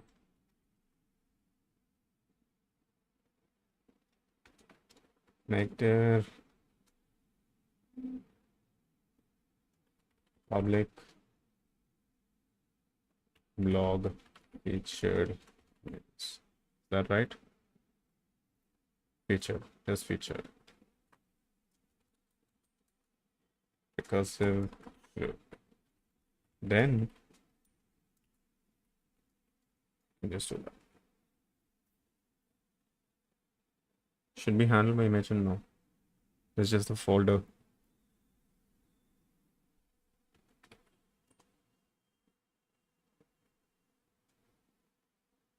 Oh. Oh. First try.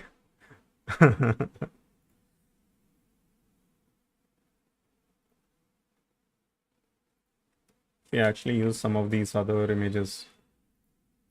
Let's use it in one of the other articles.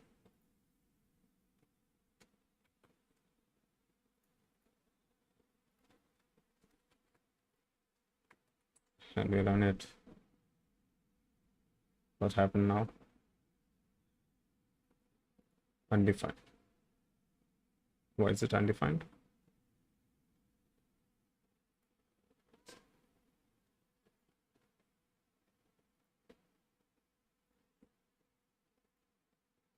Actually did manage to create the files. And then it errored out. This is really cool.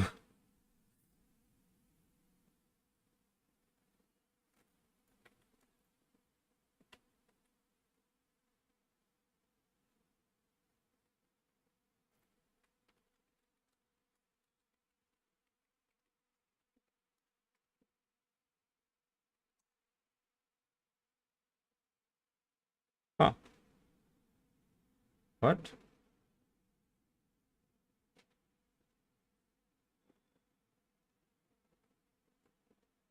Oh, right. It's reading all the, it's reading featured as a, so I guess we should do this inside sets.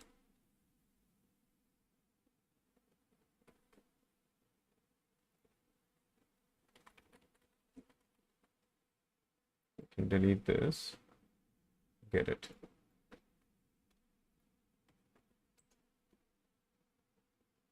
Perfect. Now we just have blog assets featured. Perfect. What are the file sizes here?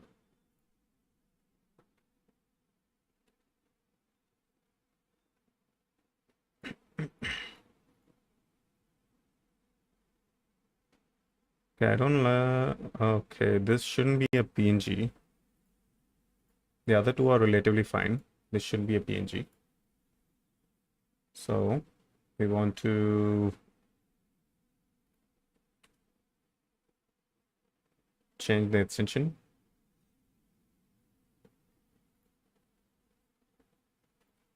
Should we just do slash plus dot png?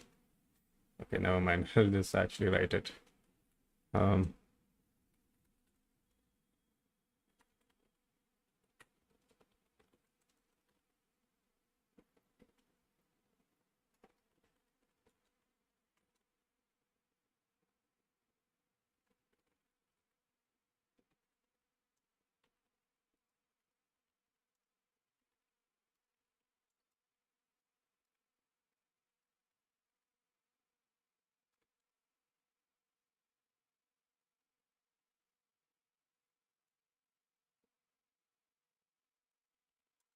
stars, wait.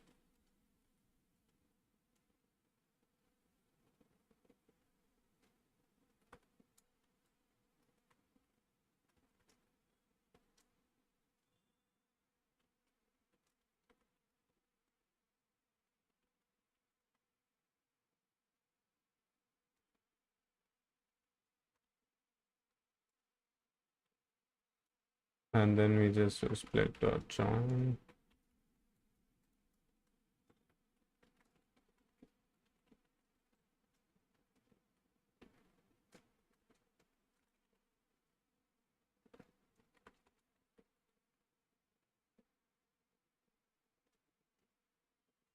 Oh, we want this to be JPEG.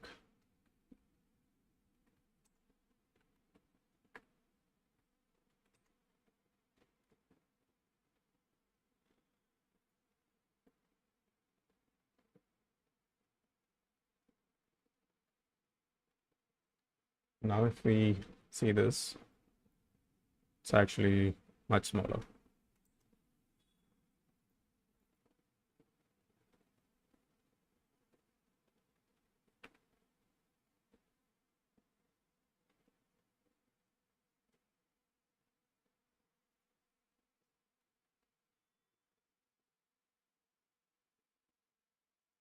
Actually, yeah.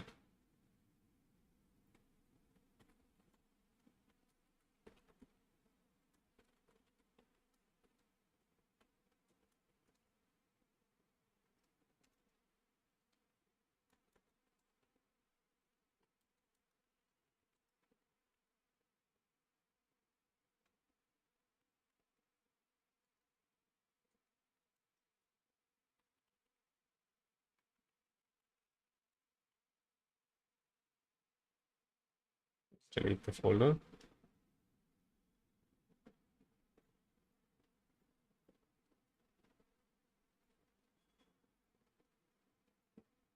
Messed it up.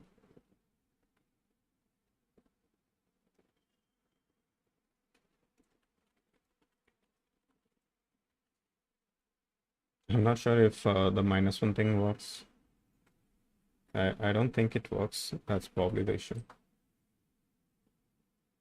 Yeah, it just says -1. So we'll need split dot length -1, and that'll work.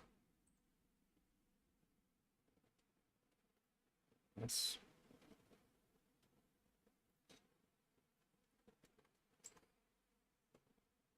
Okay.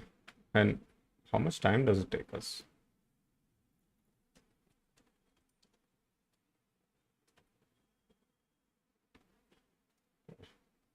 I just did an oopsie. I didn't actually read this. Okay.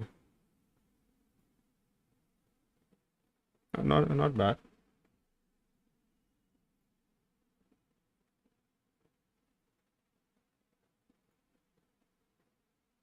Okay. So let's do that. That is fine.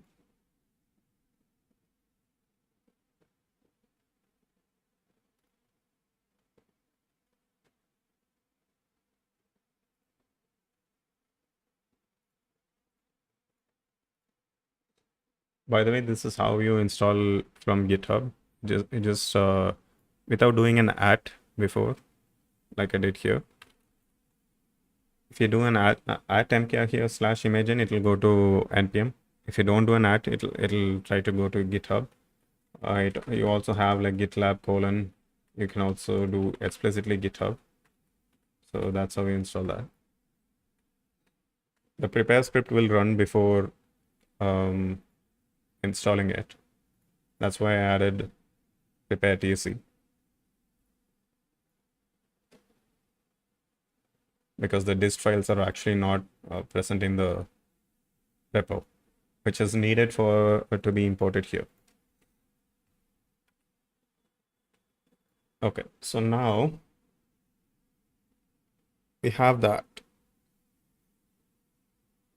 We also want to let's see.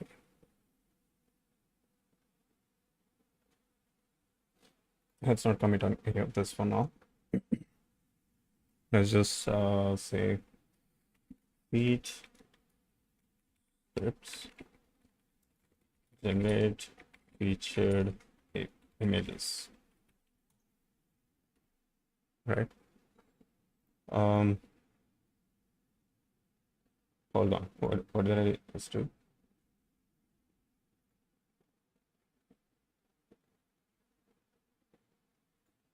Okay. Okay. Let's check our to-do. We are able to do the first part now. Pass some data to render an image. We're able to do that. Let's move on to the second part. Create optimized images and use them. To do that, first let's see what we actually need to generate. Right, so there's something called src set, which I've not used recently. So let's have a look at it before we go into the implementation. This is basically a property on the image tags. Right? So if we go to blog content,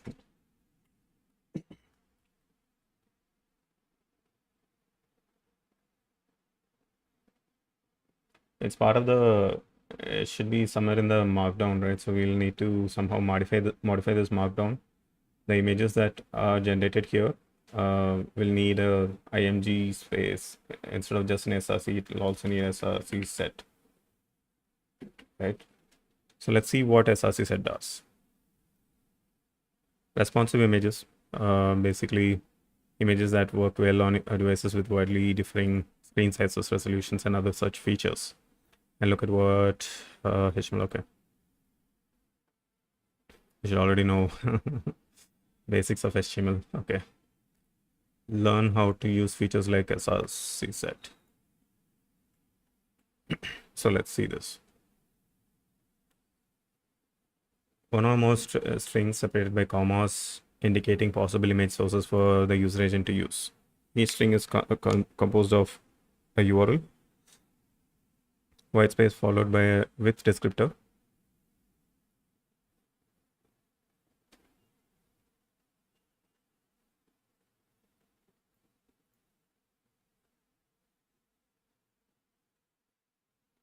width descriptor is divided by the source size.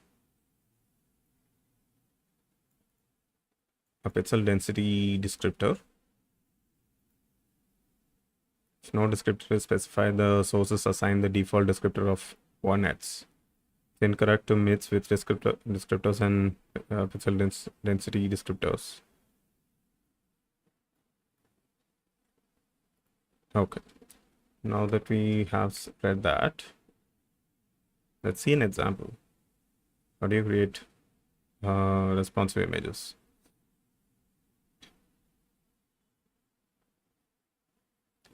So we basically create these additional image widths and create add the sizes, the widths into them, right? And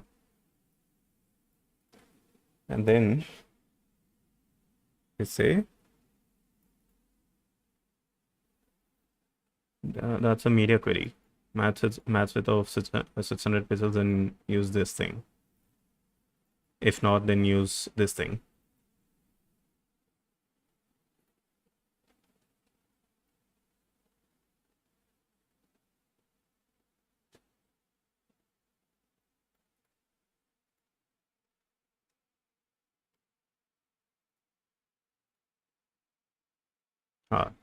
So you can see how that images switch sizes.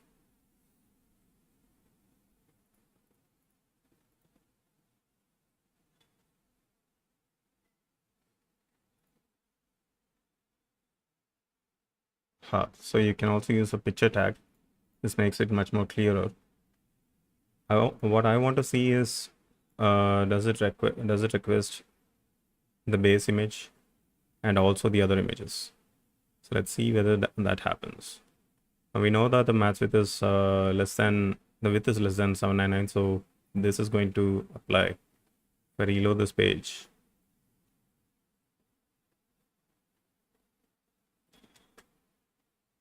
okay, so it does seem to be so it's only pulling the 480 with 1. Now when I resize it, it automatically pull the other image. So we don't actually need to do anything in JS at all. We just need to set the SRCs to the SRC set to the correct things.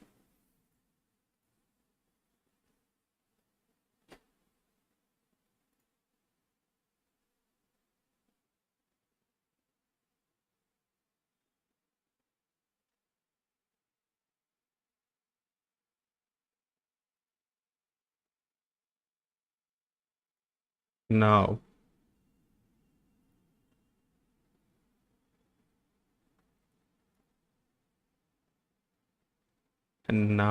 what we should do is I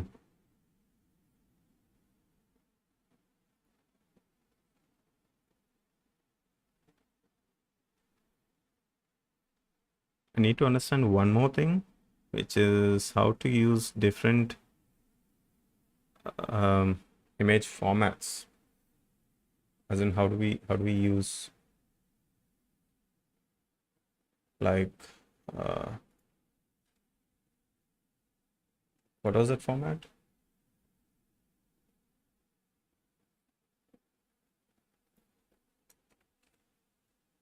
Like Chrome wanted us to use.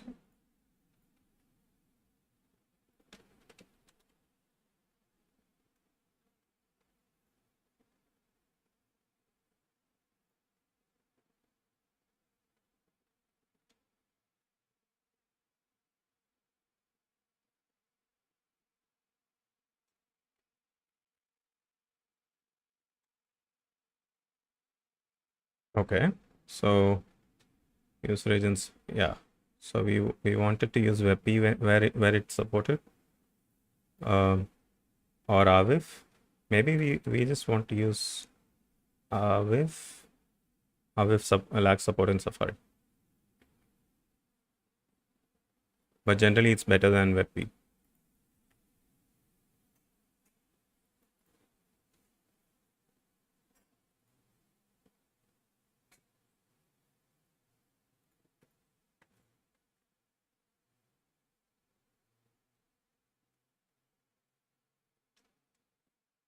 So let's see.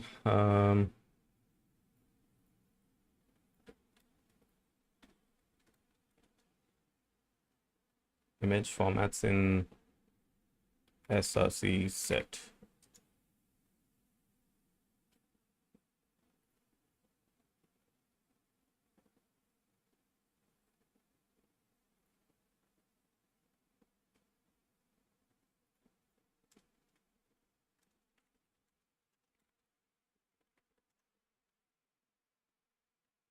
Okay, this might be the article that we need.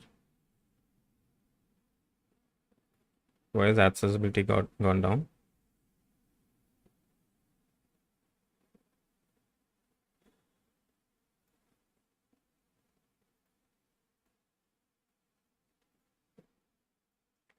Okay, well, let's get back to that.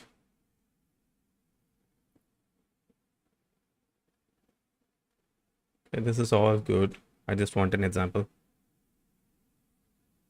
Let's see. I think this is just different thing. Okay.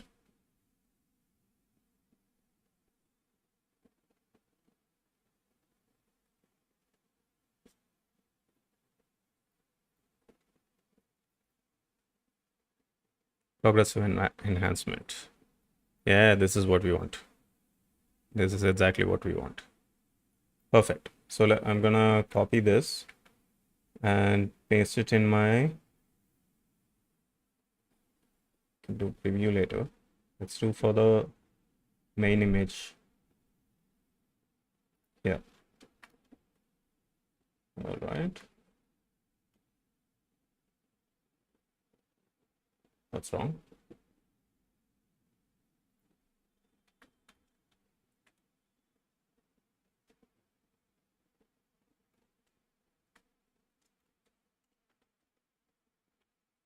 Okay. And now we want to say scripts. I want this rewrite extension thing also in a util.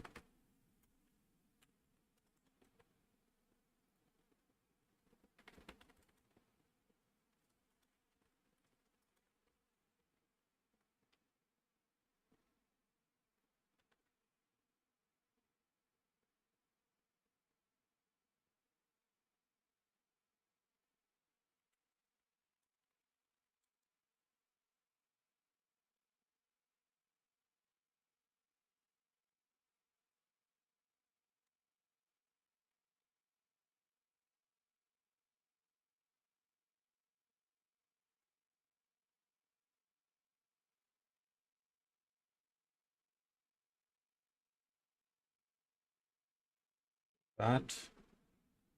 And we do featured.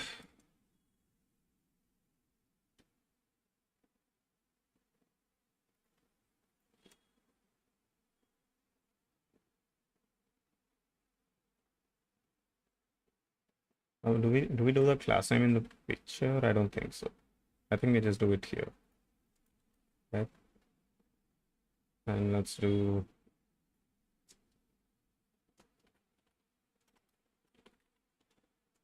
or no rewriting here.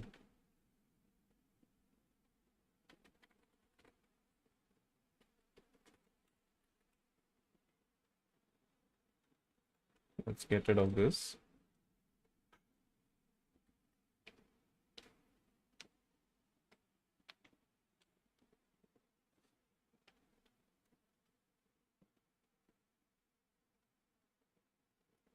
Actually, let's do this, right? A rewrite extension.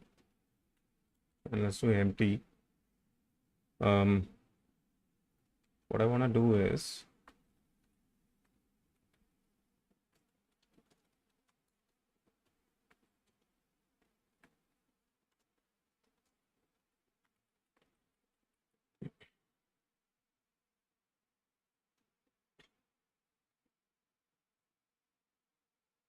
like 480.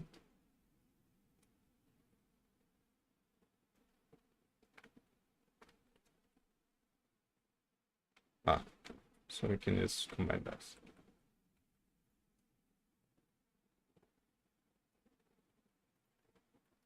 Then we can write a media.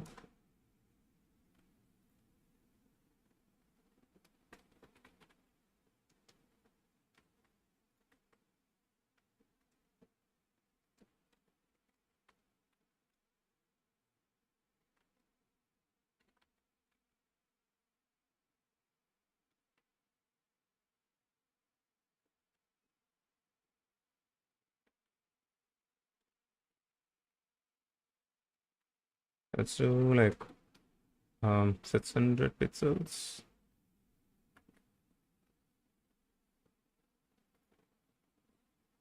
Right? Um,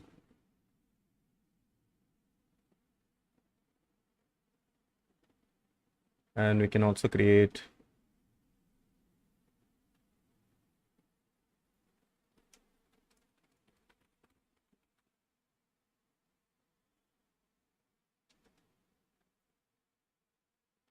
we need to actually generate these files before we do this.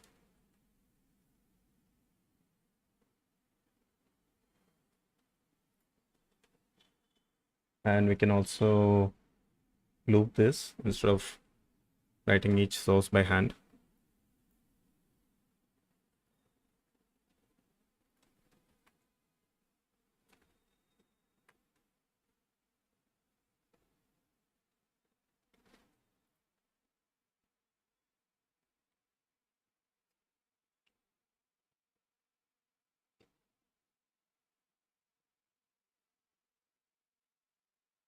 I think these are some good. Uh,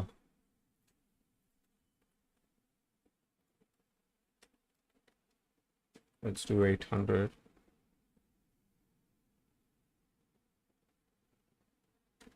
And these actually need the 800W.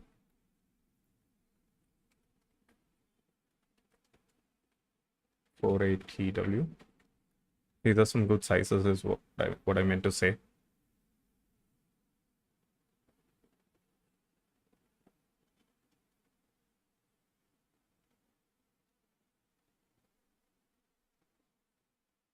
That was the other example.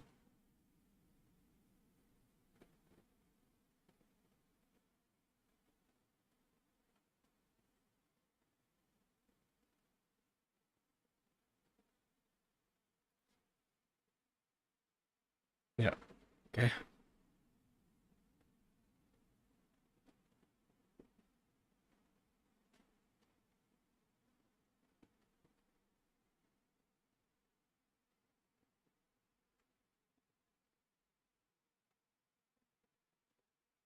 Maybe we also want JPEG in here. So let's do an array of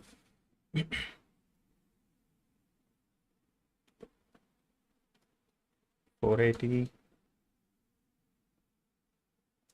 AVIF 600.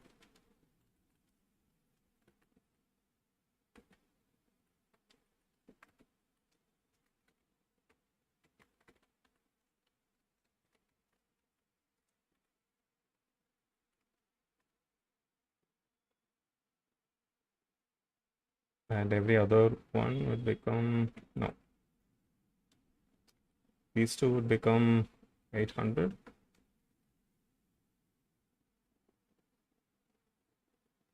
And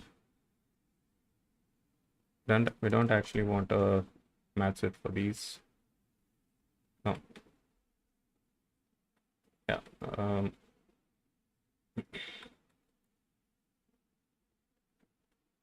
Yeah, I kind of messed up.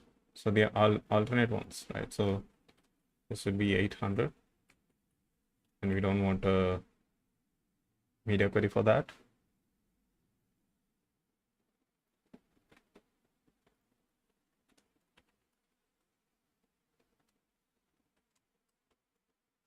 Size. Format. Query.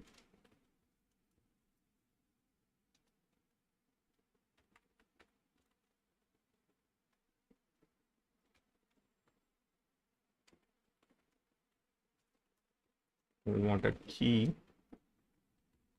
is size plus format plus query.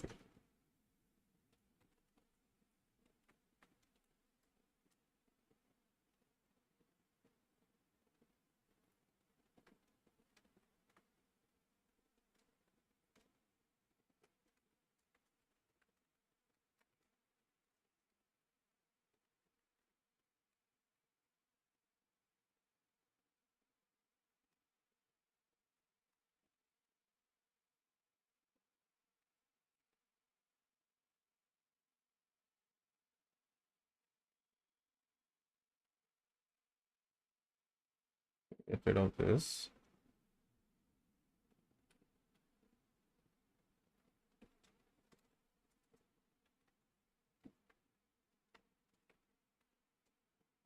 And we'd have format, and we'd only want to do this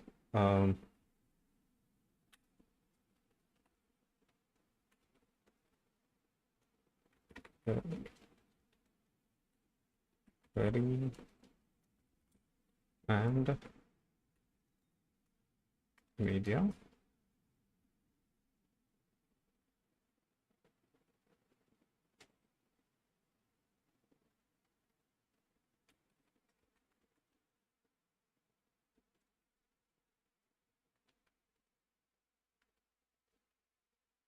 And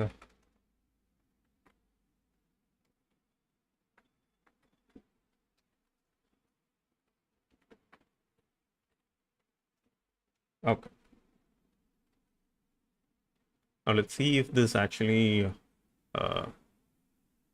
okay, it's made some changes. Let's see what it's actually sent us.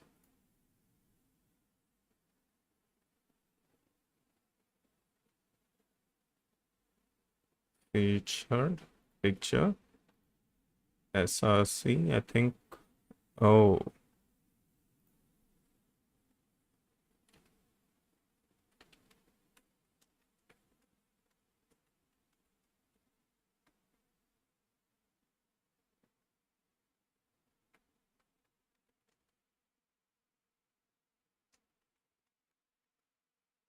size, format, size. Now if we check this out, 480, 800. 480 has a media query, 800 doesn't. Perfect. I think that works. Now we just need to generate the images. And the default one needs JPEG.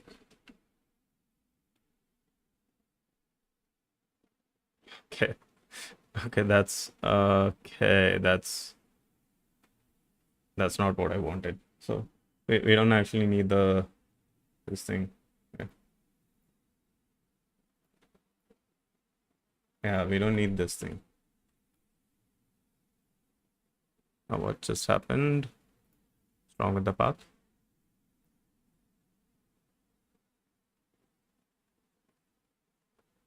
Oh, it's a PNG, and we only have JPEG.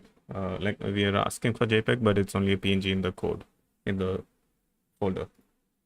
So this should be asset slash, let's say, generated, right? So we can generate from there. Cool. Now let's go over the script again.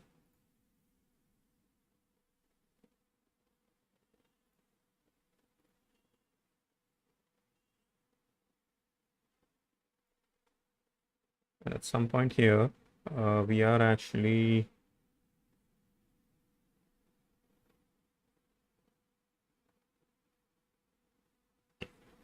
we don't actually care about that. Let's just write a new function. This didn't need to be exported.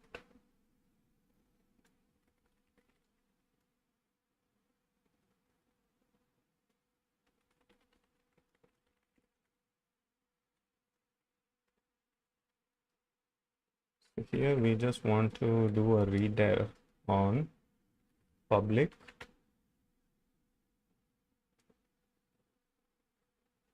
blog assets.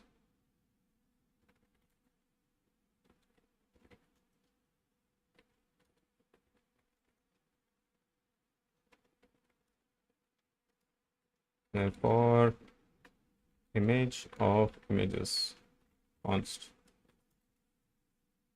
we want to generate these optimized images. For that, we can probably use image magic.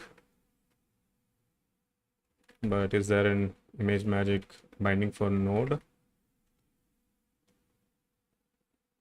It's published 10 years ago.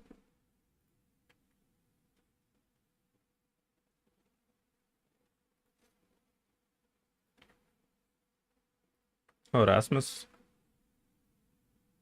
please maintain. Oh, it's 2014. Your developer, is this maintained? That's also 2014.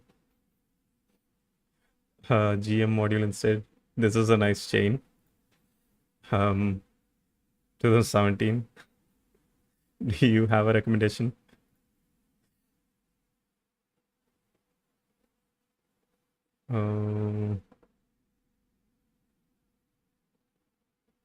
Maybe this still works.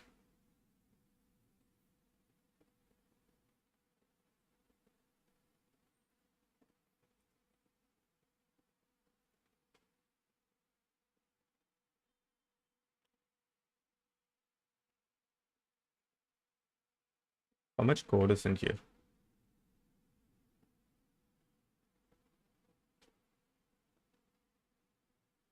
Not a lot of code, right? Worst case, we can fork this. Worst case, ideally we wouldn't want to. And do we have types for this?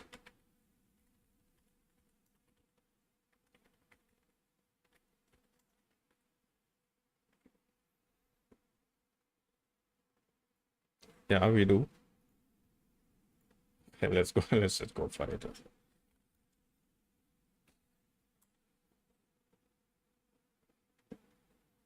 Maybe it's a completed project. Doesn't need to be maintained.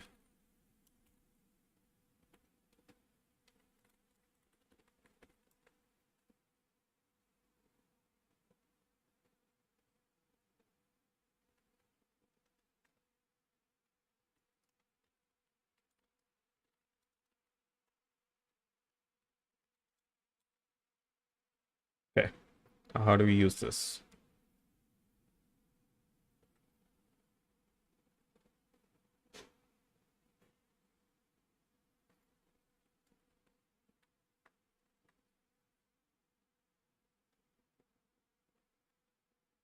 Okay.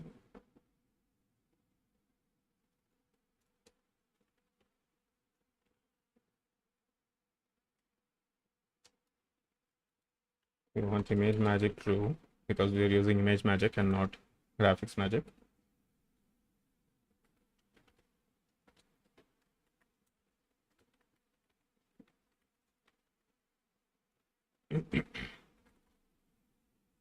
GM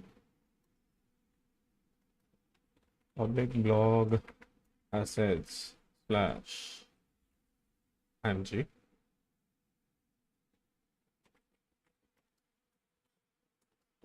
Size.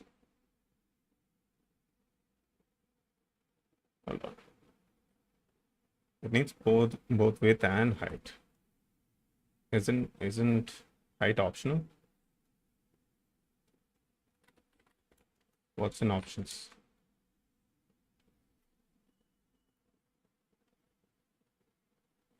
There is an overload which has height option.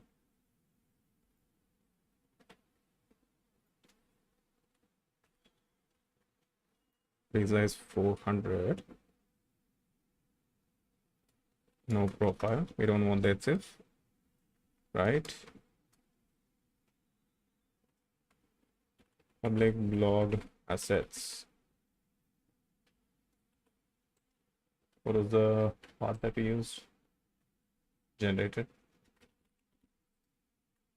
Let's just call it gen.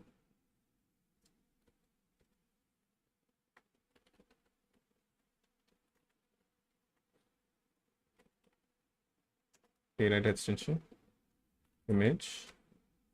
Let's say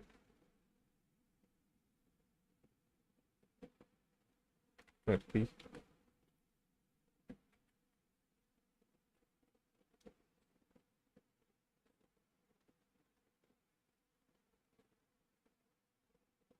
The right one's okay.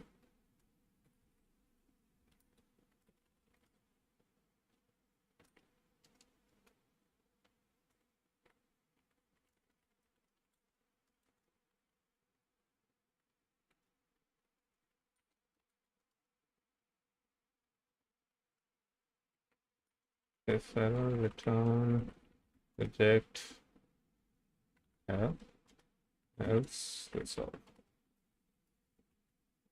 Right, so now let's move this into a util.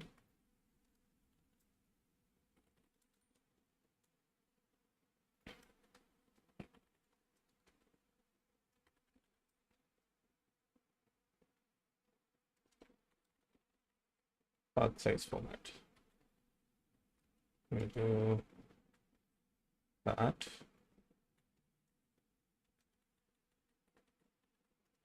Path size format.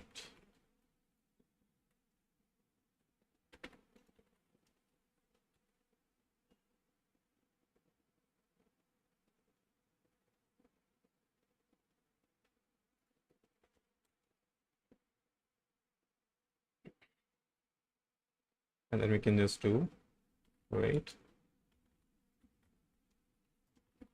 convert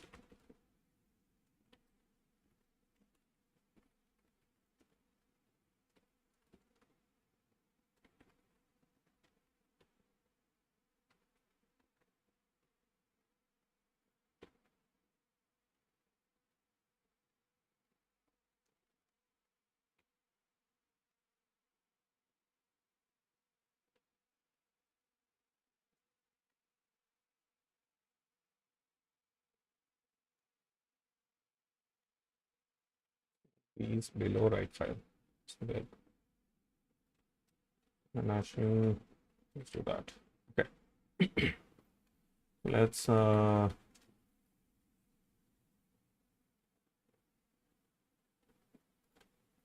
convert needs to be here. I meant to move this here, so they're all together. The right extension is a util, so can move that. Okay, now let's try run npm blog.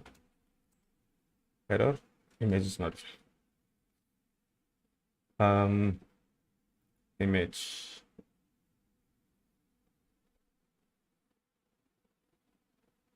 So what we can do is let's remove that.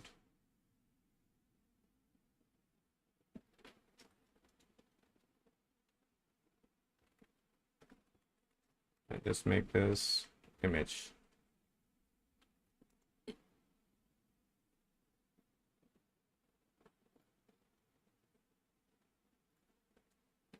Okay, it's trying to create trying to open this folder. So that's fine.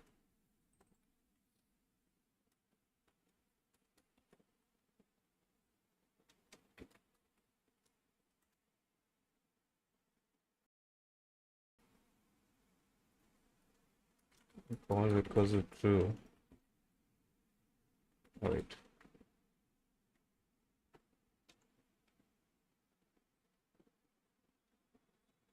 Okay.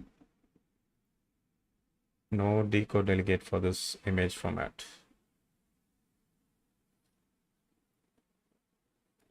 So my image magic cannot do WebP. Let's try Arwif. If that doesn't work, we can try JPEG.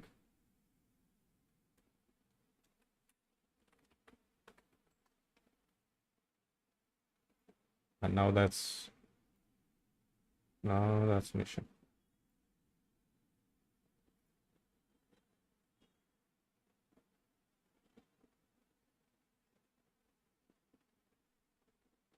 No image is defined. Okay.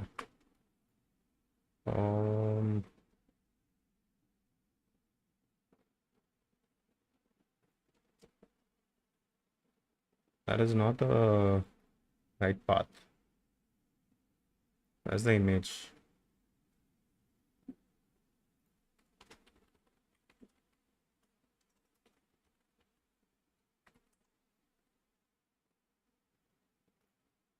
Oh,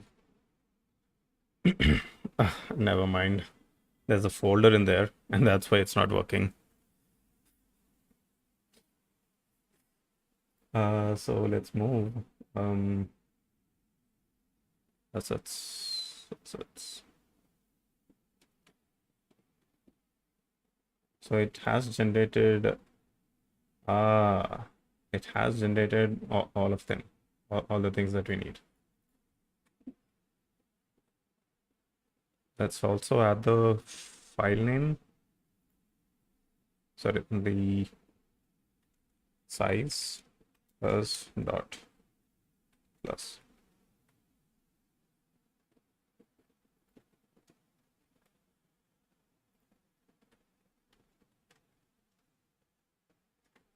So we want that, or do we have anything like this? I think that's it.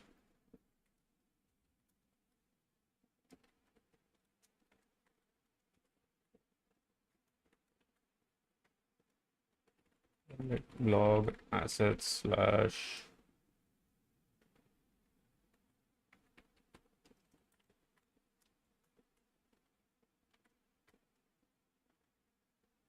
is file.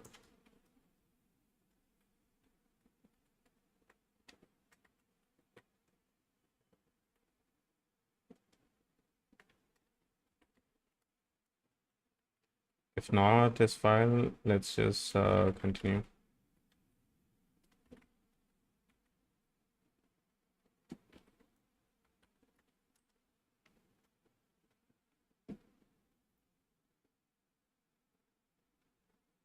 Aha.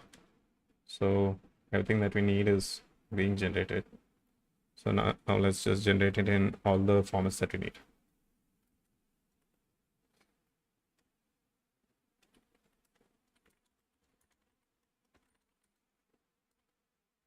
JPEG, WebP, and AVIF.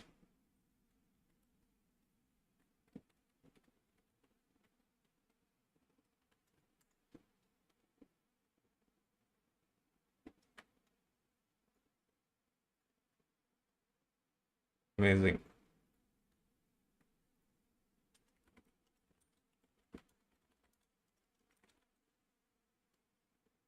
We want 400. We want what sizes did we actually want? 480 and 800. 480, 800.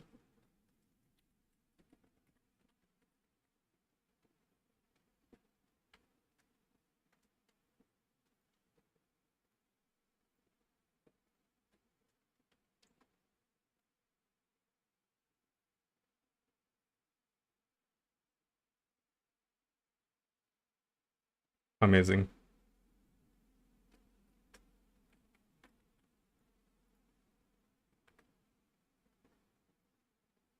It's probably just some path issues.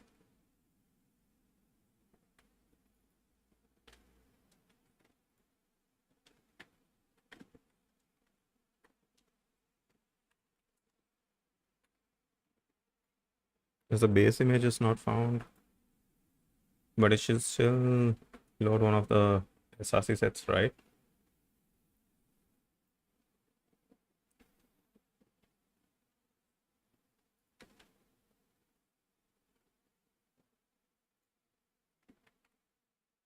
And also the base image can be the 800 pixel one.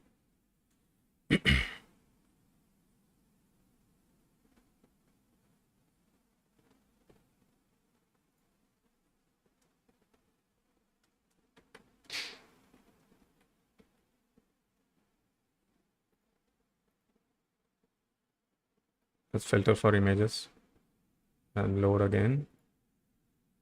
It's loading the base image and it's only loading the JPEG. So SRC sets are not being used at all.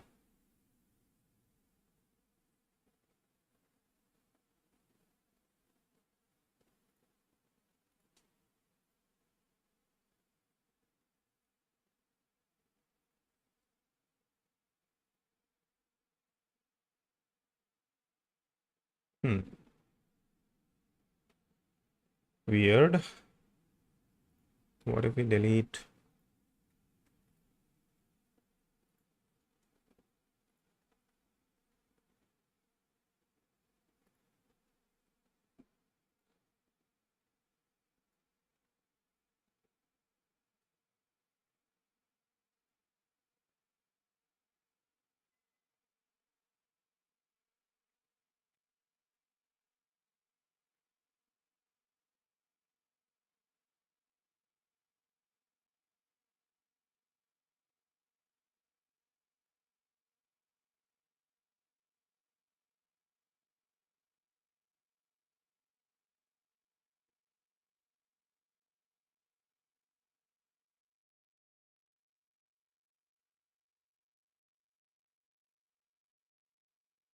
Something wrong with the media query?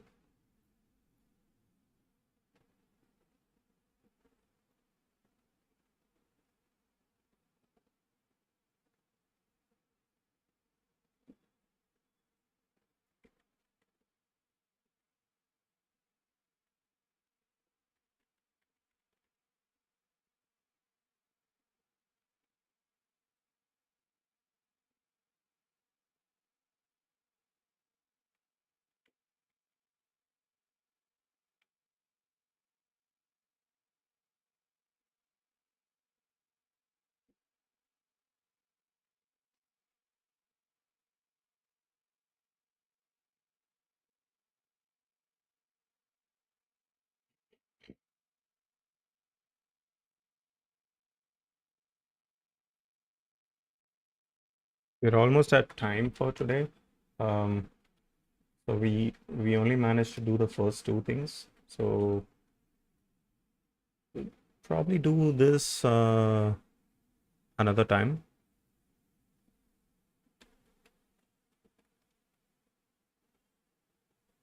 It's almost 11 p.m. Almost 23 hours. So let's just get this fixed. I'll be happy. I'll die happy.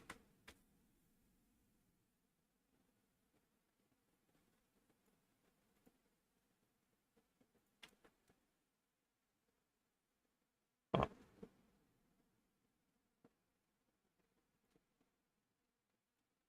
Why would it not respect it? Let's see Chrome. Ah, that's not what I wanted to do.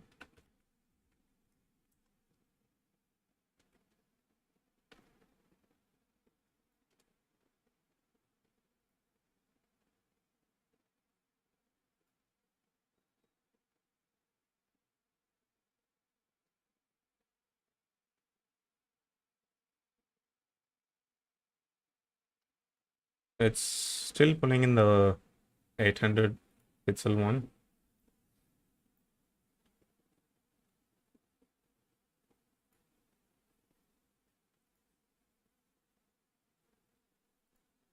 Even though, let's try having this.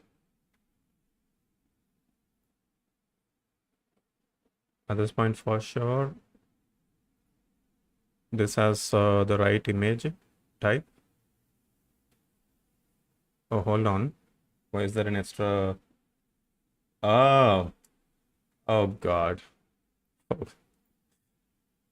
oh God.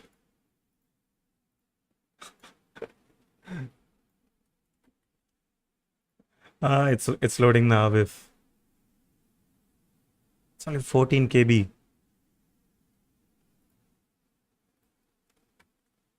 That is amazing. Um, let's look at the folder.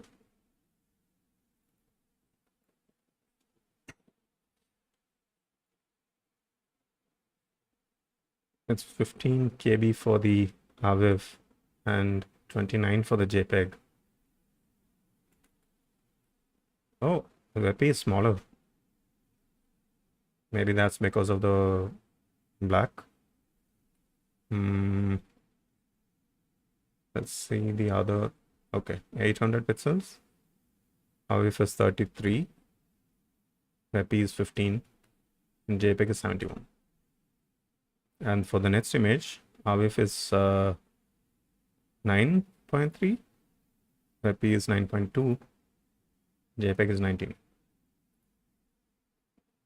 15.5. 16.8. Okay. Okay, at 800 pixels for this image, AVIF wins.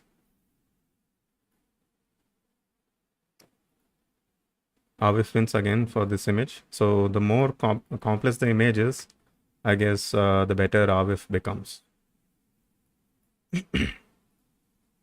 Right, now let's run the, I think the cloud server is still running. Yeah. So let's run the benchmark again.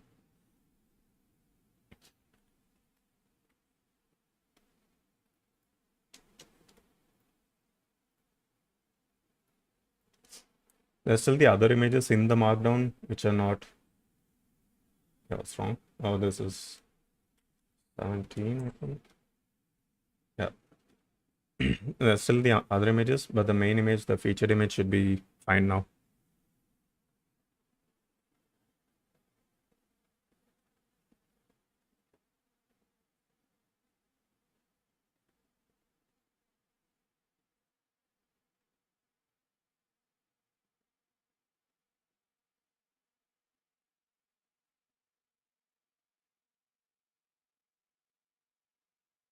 Yeah.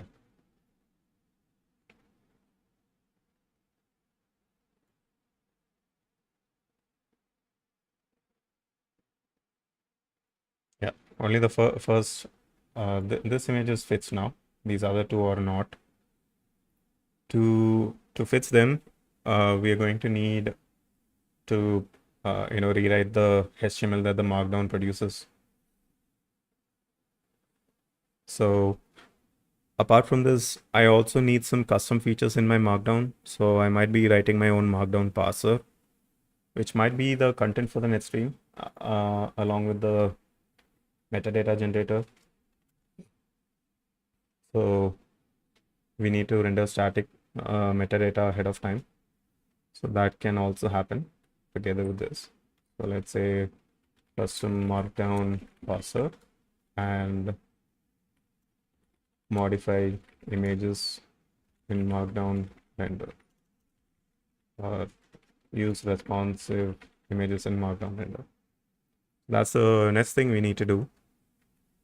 Since we are close to 3 hours today, we're going to stop it here for now.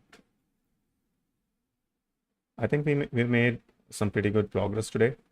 We've been able to generate featured images and generate optimized images. And in the process, we've written a small library, which features I want in Markdown. I kind of want to. So let me show you.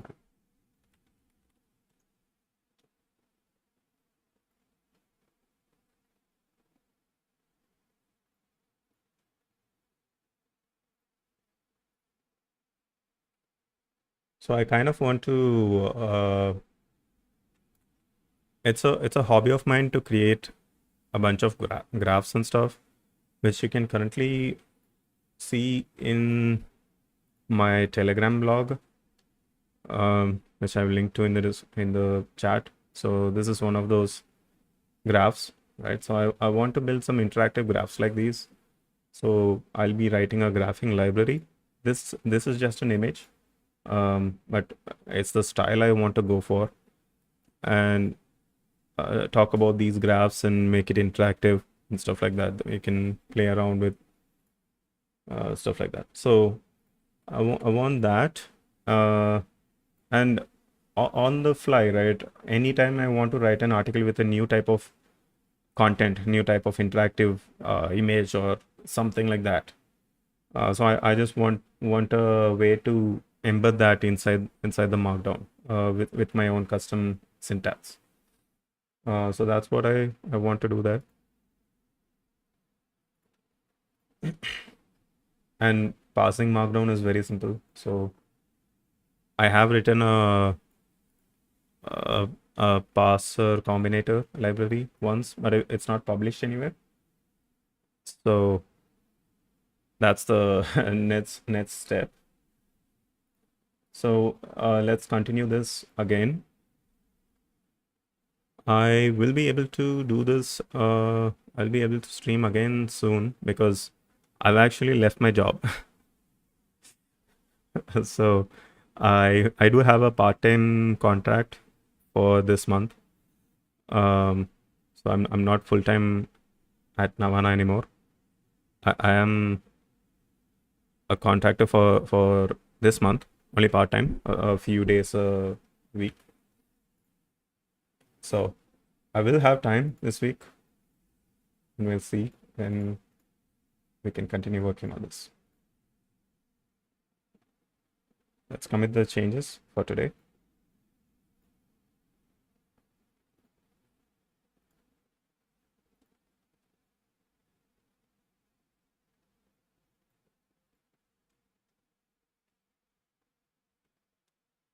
Okay. Okay, JSON.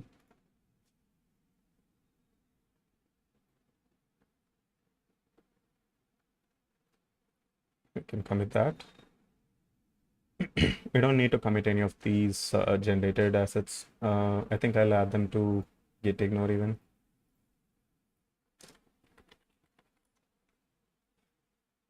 Oh, sorry, there's already a git ignore. Yesterday was just fighting with CSS. That's the fun part. Okay. That's the fun part.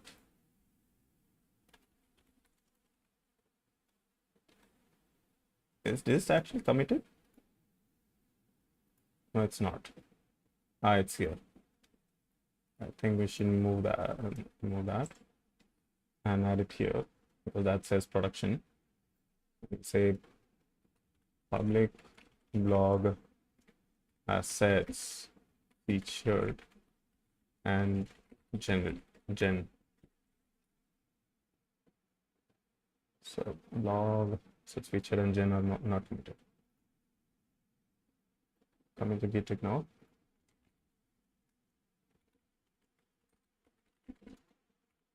Optimized image formats. Yeah, and that's it. And that's a good place to stop. Thanks for watching. I hope you learned something today. And I'm glad you joined me. Let's do this again sometime soon. Probably sometime this week because I will have a lot of time on my hands. Maybe tomorrow, maybe Wednesday, probably not Tuesday. So that's it for today. Thanks for watching. This has been MK here. This is the MK Codes channel. I'll see you again soon. Bye. Have a good night.